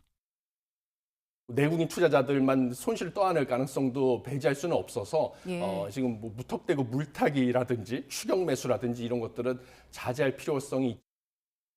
주식 밈의 확산은 노동소득만으로는 미래를 그리기 어려운 현실 속에서 자산 증식의 희망을 거는 우리 사회의 단면을 보여준다는 해석도 나옵니다. YTN 김승환입니다. 네, 이렇게 웃고 우는 주식장, 오늘도 추락입니다. 정철진 경제평론가와 함께 주식과 부동산 상황 짚어보겠습니다. 어서 오세요. 네, 안녕하십니까. 어서 오세요. 네. 오늘 내일 어떻게 이럴 수가 있습니까? 그렇습니다. 어떻게 이렇게 어제도 떨어집니까? 그랬었고요. 예. 특히 ADR이 지난주 금요일 날 너무나 성황리에 인기리에 흥행 상장이 됐고 주가도 좋았었는데 어제 SK 하이닉스의 배신 이렇게 말까지 좀 나오고 있는데요. 결과적으로 우리가 2,500에서 9,000까지 빠르게 갈 수 있었던 데에도 삼전 릭스로 요약이 되는 반도체주가 있었고요. 최근에 이런 흔들림에도 역시 삼전 릭스의 흔들림이라고 볼 수가 있겠습니다. 뭐 조금 뒤에 또 얘기하겠지만 메모리의 슈퍼사이클에 대한 의구심이 다수설은 절대 아닙니다, 여러분. 그러나 여기저기서 스물스물 나오고 있거든요. 이와 함께 국내 증시에선 단일 종목 레버리지 ETF라는 게 있지 않습니까? 이게 굉장히 수급을 꼬여놨습니다. 그 누구도 풀 수 없을 정도로 이제 나쁜 쪽으로 꼬여놨기 때문에 이제 추락할 때 훨씬 더 크게 추락하는 이거를 이제 숏감마라고 하는데 파생 시장에서나 있을 법한 행동이 우리 코스피 주식 현물 시장에 나왔었고요. 여기에 설상가상 기름을 부은 것은 트럼프 대통령의 이란 사태입니다. 이번의 모습을 좀 보면 좀 상황이 그동안은 무조건 탁 올 거야 의식도 안 했었거든요. 그런데 간밤에 유가가 장중에는 10% 정도 폭등했습니다. 20% 통행세 걷는다라고 하면 그렇다면 이 이란 문제도 완전히 불씨가 꺼진 것 같지는 않아서 이런 모든 것들이 좀 작용하면서 이제 최근에도 하락은 오래전부터 시작이 됐었지만 이제 7,000이 깨지고 뭐 6,800도 깨지는 이런 상황까지 오게 된 것이라 보여집니다. 뭐 전쟁 얘기도 해주시긴 했지만 어쨌든 전체 시장 중에 한국 시장이 유독 변동성이 좀 큰 것 같거든요. 그래서 최근에 상장했던 ETF나 이런 것 때문이 아닐까라는 생각이 좀 강하게 드는데 이건 어떻게 보세요? 그겁니다. 100% 그거라고 봐야 되겠고요. 우리 서킷 브레이커라고 하잖아요. 이제 사이드카보다 훨씬 더 강한 1차 서킷 브레이커가 마이너스 8%대 이제 발령이 되는 거거든요. 올해 이전에는요, 국내 증시에서의 서킷 브레이커가 6번 걸렸는데 그 6번을 면면을 보면 다 진짜 위험할 때마다 걸렸어요. 닷컴버블 붕괴라든가 금융위기 뭐 터졌을 때라든가. 그런데 이후에 7번이 더 걸리는데요. 이제 올해만 7번이 서킷 브레이커가 걸렸습니다. 그 전에는 6번이었는데 근데 올해 7번 중에서 지금 화면에 나오는데 저 3월 5일 거 빼고 저거는 미국과 이란이 전쟁을 펼쳤으니까 그나마 좀 서킷 브레이커 걸릴만 하다 할 거 아니겠습니까? 이유가 있었다. 네네. 나머지 6번은요. 거의 이유가 없었습니다. 저 정도 재료를 가지고 시장을 저렇게 마이너스 8% 이상씩 밀어버렸다라는 것은 분명히 수급이 왜곡이 있었고 그건 하나로밖에 설명이 안 되죠. 역시 단일 종목 레버리지 ETF다. 안 그래도요. 우리 한국 증시와 한국 경제가 삼전 릭스의 쏠림이 진짜 과하잖아요. 삼성전자, 하이닉스 두 종목만의 코스피 비중이 50%가 넘어요. 여기에 우리가 말한 S7이라고 하는 뭐 스퀘어, 전기, 삼성생명, 물산까지 합치면 우선주까지요. 70%가 넘습니다. 이렇게 쏠림이 많은데 이 쏠림을 더 극단화하게 되는 감마의 값을 훨씬 더 높이는 게 바로 레버리지 ETF가 그것도 삼전화, 닉스 두 개에 걸려 있기 때문에 만약에 한 3% 오를 게 있으면은 이 레버리지 ETF의 롱감마 때문에 한 5%, 6%가 오른다고 치면 되고요. 떨어질 때도 훨씬 더 5%로 막을 거를 10%, 12%가 더 떨어지게 하는 이런 왜곡이기 때문에 아마도 이제 15일 날 이제 대통령 앞에서 금융위 업무 보고가 있지 않습니까? 여기에서 이 단일 종목 레버리지 ETF의 개선책과 보완책이 나오지 않을까 예상되고 있습니다. 네. 국민주라고도 이제 할 수 있는데 하이닉스가 뭐 배신했다 이런 얘기가 나올 정도로 뭐 급락세가 거의 칼날 같았다 이런 비유가 나오잖아요. 이 흐름을 어떻게 봐야 됩니까? 기본적으로 ADR에 대한 세론이 좀 있었겠죠. ADR이 상장이 되면 이제 미국주에 미국 시장에 이제 상장이 되는 거니까 미국의 같은 동급의 마이크론 같은 메모리 반도체의 밸류를 받을 수 있을 거야라는 기대감이 있었다가 세론, 재료 소멸로 인해서 이제 빠진 그런 대목도 있고요. 두 번째 같은 경우에는 뭐 조심스럽기는 하지만 실적에 대해서 의구심을 제기하는 곳들이 나오게 됐습니다.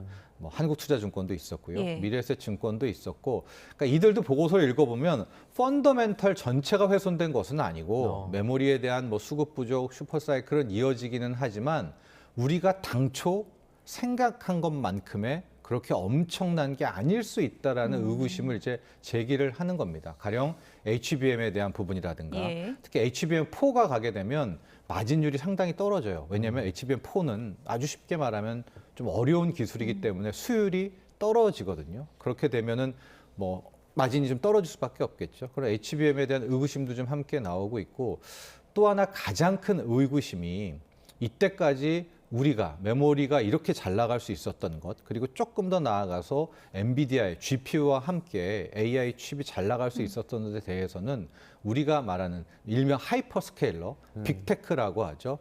뭐 아마존이라든가 뭐 메타라든가 마이크로소프트라든가 구글이라든가 이런 곳들에서 예. 이제 AI 시대에서 AI 데이터 센터를 막 진짜 엄청나게 지어야 되잖아요. 그걸 빨리 짓고 많이 지어야 AI 소프트웨어, 솔루션 시장에서 패권을 잡을 수 있지 않겠습니까? 그러니까 앞뒤 안 가리고 자기 있는 돈 다 쓰고 빚내서 쓰고 이런 엄청난 투자를 했어요. 그러니까 투자를 하면 누가 수혜를 보느냐? 마치 금강에 곡괭이 파는 사람이 뭐 대박을 터뜨리듯이 청바지 팔고 엔비디아와 거기에 따른 우리 메모리 반도체가 수혜를 받는데 지금 시장에서 조금씩 나오는 게 이 빅테크가 돈 없다. 하이퍼스케일러가 돈이 없기 때문에 예전만큼 저 캐펙스 투자라고 하죠. 예. 자본 지출이라고 저 화면에 나왔는데 예전만큼 못할 거야. 이제부터는 캐펙스 투자가 줄어들 수밖에 없을 거야. 그럼 저게 뭐가 문제냐? 우리가 이렇게 메모리 슈퍼사이클이 내년, 후년 최태원 회장은 3년 더 간다고 한 게 예. 저들의 투자인데 투자가 줄면 이 모든 성공 공식이 깨지네. 이제 이런 것들이 하이닉스를 끌어내리고 삼전과 함께 끌어내리면서 삼전 닉스가 흔들린 것입니다. 아마도 이 설명을 듣고 있는 시청자분들에게 질문을 해보라고 하면은 이게 가장 궁금하겠죠, 현실적으로. 하이닉스가 이렇게 떨어졌는데 지금 추가 매수를 해야 됩니까? 이런 질문 많이 할 것 같은데요. 저는 좀 기다려봐도 이제 늦지 않는다고 봅니다. 이제 두 가지로 나뉘겠죠. 첫 번째는 기존에 이제 가졌던 분들입니다. 근데 가졌던 분들도 뭐 제가 평단을 알 수는 없지만은 지금까지 손절이라든가 대응을 못 하셨다면 되게 넋이 나가 계실 예. 거거든요. 그럼 여기에서 이미 마이너스 30%, 40%대에서 끊고 뭐 한다? 이게 좀 약간 어불성설이에요. 또 하나가 우리가 뭘 팔고 이제 이거를 보완하고 완충하려면 다른 곳으로 가서 잃었던 부분을 회복해야 되잖아요. 근데 한국 경제, 한국 기업, 한국 증시 중에서 지금 삼전 닉스만큼 돈 버는 데 있나요? 삼전 닉스만큼 성장성 있는데 없지 않습니까? 그러니까 이것도 아닌 것 같고 이제 신규 진입하는 분들이 그런 질문을 좀 많이 하세요. SK 하이닉스 180만 원이면 되지 않나요? 뭐 170만 원이면 되지 않나요? 오늘 장중에는 160만 원도 잠깐 찍고 왔었는데 이 정도면 되지 않나요? 라는데 신규 진입하실 분들이라면 저는 이왕 늦으신 거잖아요. 끝까지 안 하셨던 분들인데 이제 22일입니다. 미국 시각으로요. 22일 구글을 필두로 해서 제가 앞서 말씀드렸던 빅테크들, 하이퍼스케일러들의 실적 발표가 있거든요. 근데 실적 발표를 하면 이 컨퍼런스 콜에서 다음 분기라든가 앞으로에 대한 캐펙스 투자, 자본 지출에 대한 이야기를 해요. 그런데 지금 이제 구글만 있는 게 아니라 마이크로소프트, 메타, 아마존까지가 줄줄이 버티고 있고. 그거 보고 사도 늦지 맞습니다. 않다. 아마존이 7월 31일이거든요. 일주일 뒤인데. 그렇죠. 다 7월 말까지라고 보면 되죠. 왜냐하면 구글은 오케이 통과돼가지고 샀는데 그 다음에 마이크로소프트가 우리를 줄일 거야 하면 또 떨어집니다. 그랬다 많이 오르면 항의가 들어오지 않을까, 정철진 근데 저는 평론가. 마음이 좀 편한 게 중요하지 않겠습니까? 얼만큼 뭐 수십억을 투자해서 팔자 고친다 뭐 그런 생각이 아니시라면 저는 이런 불안한 급등락 장세에서 게다가 이 레버리지 ETF가 워낙 좀 우리의 마음을 더 불안하게 만들지 않습니까? 차라리 7월 말에 아마존 이 컨콜까지 보고 들어가셔도 저는 그 마음 좀 편한 값이 마음 편하게 살아라. 그게 좀 수익률 한 10%는 된다 이렇게 보고 있습니다. 아까 말씀해주신 그 캐펙스 투자의 불안의 시작이 사실 얼마 전에 있었던 그 메타에서 내놓은 그 메시지 때문 아닌가요? 네, 그렇기도 하고 메타가 남는 뭐 컴퓨터 파워를 가지고 클라우드 사업을 해가지고 수익 실현을 좀 하겠다. 그러니까 메타 돈 떨어졌네 하고 이미 그렇게 수익을 챙긴다라는 게 앞뒤 안 가리고 투자와 정면 상충이 되잖아요. 그래서 빠졌는데 간밤에도 그랬고요. 한 이틀 전에도 그랬고 메타가 지금 계속해서 또 AI 데이터 센터 투자를 늘린다고 또 합니다. 그러니까 너무 과하게 해석했나 그렇게도 주장을 하고 계시는데 지금은 어쩔 수가 없습니다. 여기서는 누구 말도 못 믿고요. 진짜 컨퍼런스 콜로 가가지고 너네 구글 어떡할래? 뭐 마이크로소프트 너네 투자 어떡할래? 우리가 이걸 듣는 수밖에 없고요. 그나마 다행인 건 뭐냐면 시장이 먼저 빠졌잖아요. 그래서 만에 하나 당장 22일 날 구글이 줄인다라고 하더라도 저는 줄였다고 해서 더 빠질 가능성, 그러니까 더 폭락하지는 않을 것 같아요. 왜냐하면 이미 뺐기 때문에 줄인다라고 하면 여기 언저리. 근데 문제는 급반등을 원하시잖아요. 근데 급반등은 이제 상당히 좀 힘든 그런 대목이 공존하게 됩니다. 네, 오늘 정철진 평론가가 어깨가 상당히 좀 무거워질 것 같은데 일단은 좀 참고 기다려라 이런 얘기시고 늦지 않다. 늦지 않다. 지금 뭐 정치권에서는 너무 오르고 너무 떨어지고 이러니까 이거 카지노된 거 아니냐 이런 비판까지 나오고 있는 상황인데 당분간 이렇게 변동성이 계속 좀 심할까요? 아니 저는 그래서 이 뭐 다른 곳에도 얘기하지만 이 단일 정보 레버리지 ETF에 대해서 이제 초강수를 둬야 될 것 같습니다. 이제 정치권에서도 약간 지금 뭐 양 당에 의해서 약간 의견이 좀 엇갈리고 있는데요. 우선적으로 이거에 도입된 이유도 좀 봐야 되겠죠. 이게 홍콩에 뭐 2배, 3배가 있어가지고 외화 유출이 되기 때문에 국내를 만들었다라고 하는데 막상 다른 통계라든가 보도를 보면 그렇게 그 홍콩이라든가 미국에 돈 빠져나간 게 없었거든요. 그러니까 이걸 왜 만들었나에 대한 좀 조사부터 시작을 해가지고 지금 보완책 아이디어들이 쭉 나오고 있는데 예탁금 강화 쪽이 굉장히 큰 것 같아요. 현행 지금 1,000만 원이거든요. 근데 저거를 뭐 3,000만 원, 지금 많게는 5,000만 원까지 이야기가 나오고 있어요. 엄청난 항의가 들어오겠죠. 왜냐하면 지금 레버리지 ETF의 거의 95%, 97%의 투자자가 손실인데 그럼 이제 투자도 못하게 막느냐라고 이제 하고는 있지만은 상장 폐지가 아마 대안 중에서는 가장 좋은 대안이기는 하겠지만 그건 쉽사리 꺼내둘 수 없을 겁니다. 일단 법적인 근거도 있고 여기서 만약에 저 상품을 상장 폐지한다라고 하면 정부 스스로가 정책 실패를 인정하는 것이기도 하고 엄청난 집단 소송에 걸려들 거기 때문에 그러나 저는 이제 15일을 기점으로 상당히 강력한 폐지는 아니지만 준하는 보완책이 나오게 된다면 지금 같은 뭐 별일 아닌데도 서킷 브레이커가 1년에 7번 걸리고 이런 상황은 좀 막을 수 있지 않을까라고 보여집니다. 평론가께서 말씀하신 게 이제 그 레버리지 ETF의 진입 장벽을 높인다 이런 말씀인 것 같은데. 그러니까 뭐 제가 높여라가 아니라 그런 중에 예측이 나오겠죠. 네. 네. 지금 그러면 만약에 실제로 들어가 있는 사람들 중에 지금 상황에서 만약에 계속 버티다가 나중에 청산이 되게 되면 지금 상황보다 훨씬 더 어떻게 보면 더 낮은 가격에 이렇게 팔게 된다면서요? 근데 청산이라고 하면 B2가 돼야 청산이 됩니다. 이게 주식이라는 것은 선물 옵션과는 다르게요. 일단 자기 돈으로 하게 된 분들은 그게 계속 빠져서 마이너스 70%, 80% 되고 청산은 없죠. 그러니까 지금 나오는 저 강제 청산의 저 통계는 뭐냐면 이제 남의 돈을 끌어서 증권사라든가 저축은행 돈, 스탁론을 받아서 하신 분들은 담보 비율을 채워야 되거든요. 그걸 못 채우신 분들이 이제 주식을 뺏기는 이제 저런 상황이 나오게 되는 건데 레버리지 투자하신 분들의 가장 큰 항의는 뭐냐면 이제 2배씩 먹었잖아요. 그러니까 지금 거의 96%, 7%에 달하는 손실을 보고 계시지만 100명 중 거의 95명이 근데 그분들의 마음은 올라갈 때 2배로 올라가기 때문에 나는 뭐 약간 이제 밝게 생각하시는 거죠. 이렇게 해야 원금 회복이 돼라고 하는데 만에 하나 상장 폐지를 한다라든가 너는 못해라고 빼면 이분들 같은 경우에는 패닉이겠네요. 패닉이고 이제 이분들이 꼭 원금 회복을 할 수 있냐 없냐가 중요한 게 아니죠. 이분들의 마음속에는 그 기회를 박탈했다라고 하는 강력한 항의가 분명히 있을 거거든요. 이제 그런 부분도 당국이 계속해서 좀 고려하고 있는 것 같습니다. 이미 시작을 했는데 참 끝낸다는 게 이게 맞습니다. 좀 어려운 네. 일인 것 같은데 네. 끝으로 상당히 좀 무거운 주제지만 간략하게만 좀 말씀을 해주시면 어쨌든 반도체 슈퍼사이클 이게 이제 환상인가 깨질 것인가 이 부분이 좀 핵심 쟁점이 될 것 같잖아요. 네. 개인적으로는 어떻게 보세요? 뭐 아직까지 슈퍼사이클이 깨졌다라고 속단하기는 좀 어렵습니다. 그러나 그 반대편에 있는 무조건 3년까지는 슈퍼사이클일 거야 하고 반도체 수급은 계속해서 공급에 대한 이제 소위 말한 수요에 대한 과잉일 거야라는 낙관도 현 시점에서 똑같이 위험하다고 보고 있거든요.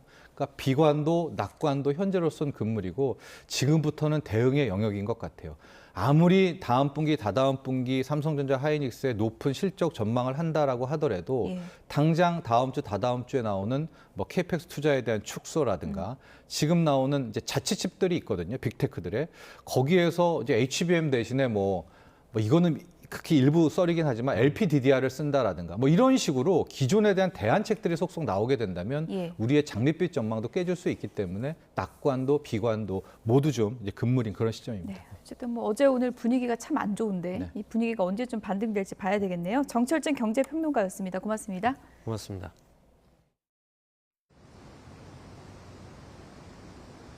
현재 이곳 서울은 하늘빛만 잔뜩 흐립니다. 오후에 수도권을 비롯한 서쪽 지방에서 비가 내리기 시작해 밤부터는 그 밖에 전국으로 비가 확대하겠는데요. 특히 오늘 밤사이 중부와 호남을 중심으로 강한 비가 집중될 수 있는 만큼 피해 없도록 주의가 필요하겠습니다. 예상되는 비의 양부터 살펴보겠습니다. 내일까지 경기 북부에 최고 120mm 이상, 서울 등 그 밖의 중서부와 전북에도 최고 80에서 100mm가 넘는 많은 비가 오겠습니다. 특히 오늘 밤사이 중부와 호남을 중심으로는 시간당 20에서 50mm의 집중호우 가능성이 있습니다. 저지대 침수와 하천 범람 등 피해 없도록 주의하시기 바랍니다. 습도가 높아서 날은 여전히 무덥습니다. 현재 경주의 기온 35도, 강릉 33.8도, 전주 32.6도, 서울은 31도를 보이고 있고요. 앞으로 기온은 이보다 2에서 3도가량 더 오를 수 있겠습니다. 이번 비는 내일 오후면 소강 상태에 들겠지만 남부와 제주도는 모레부터 또다시 비가 내릴 전망입니다. 오늘도 전국적으로 비와 함께 바람이 무척 강하게 불겠습니다. 특히 해안가와 산간을 중심으로 초속 20m 이상의 돌풍이 예상되는 만큼 시설물 관리와 안전 사고에도 유의해 주시기 바랍니다. 지금까지 YTN 윤수빈입니다. 뉴스나우 오늘 순서는 여기서 마치겠습니다. 시청해주신 여러분 고맙습니다.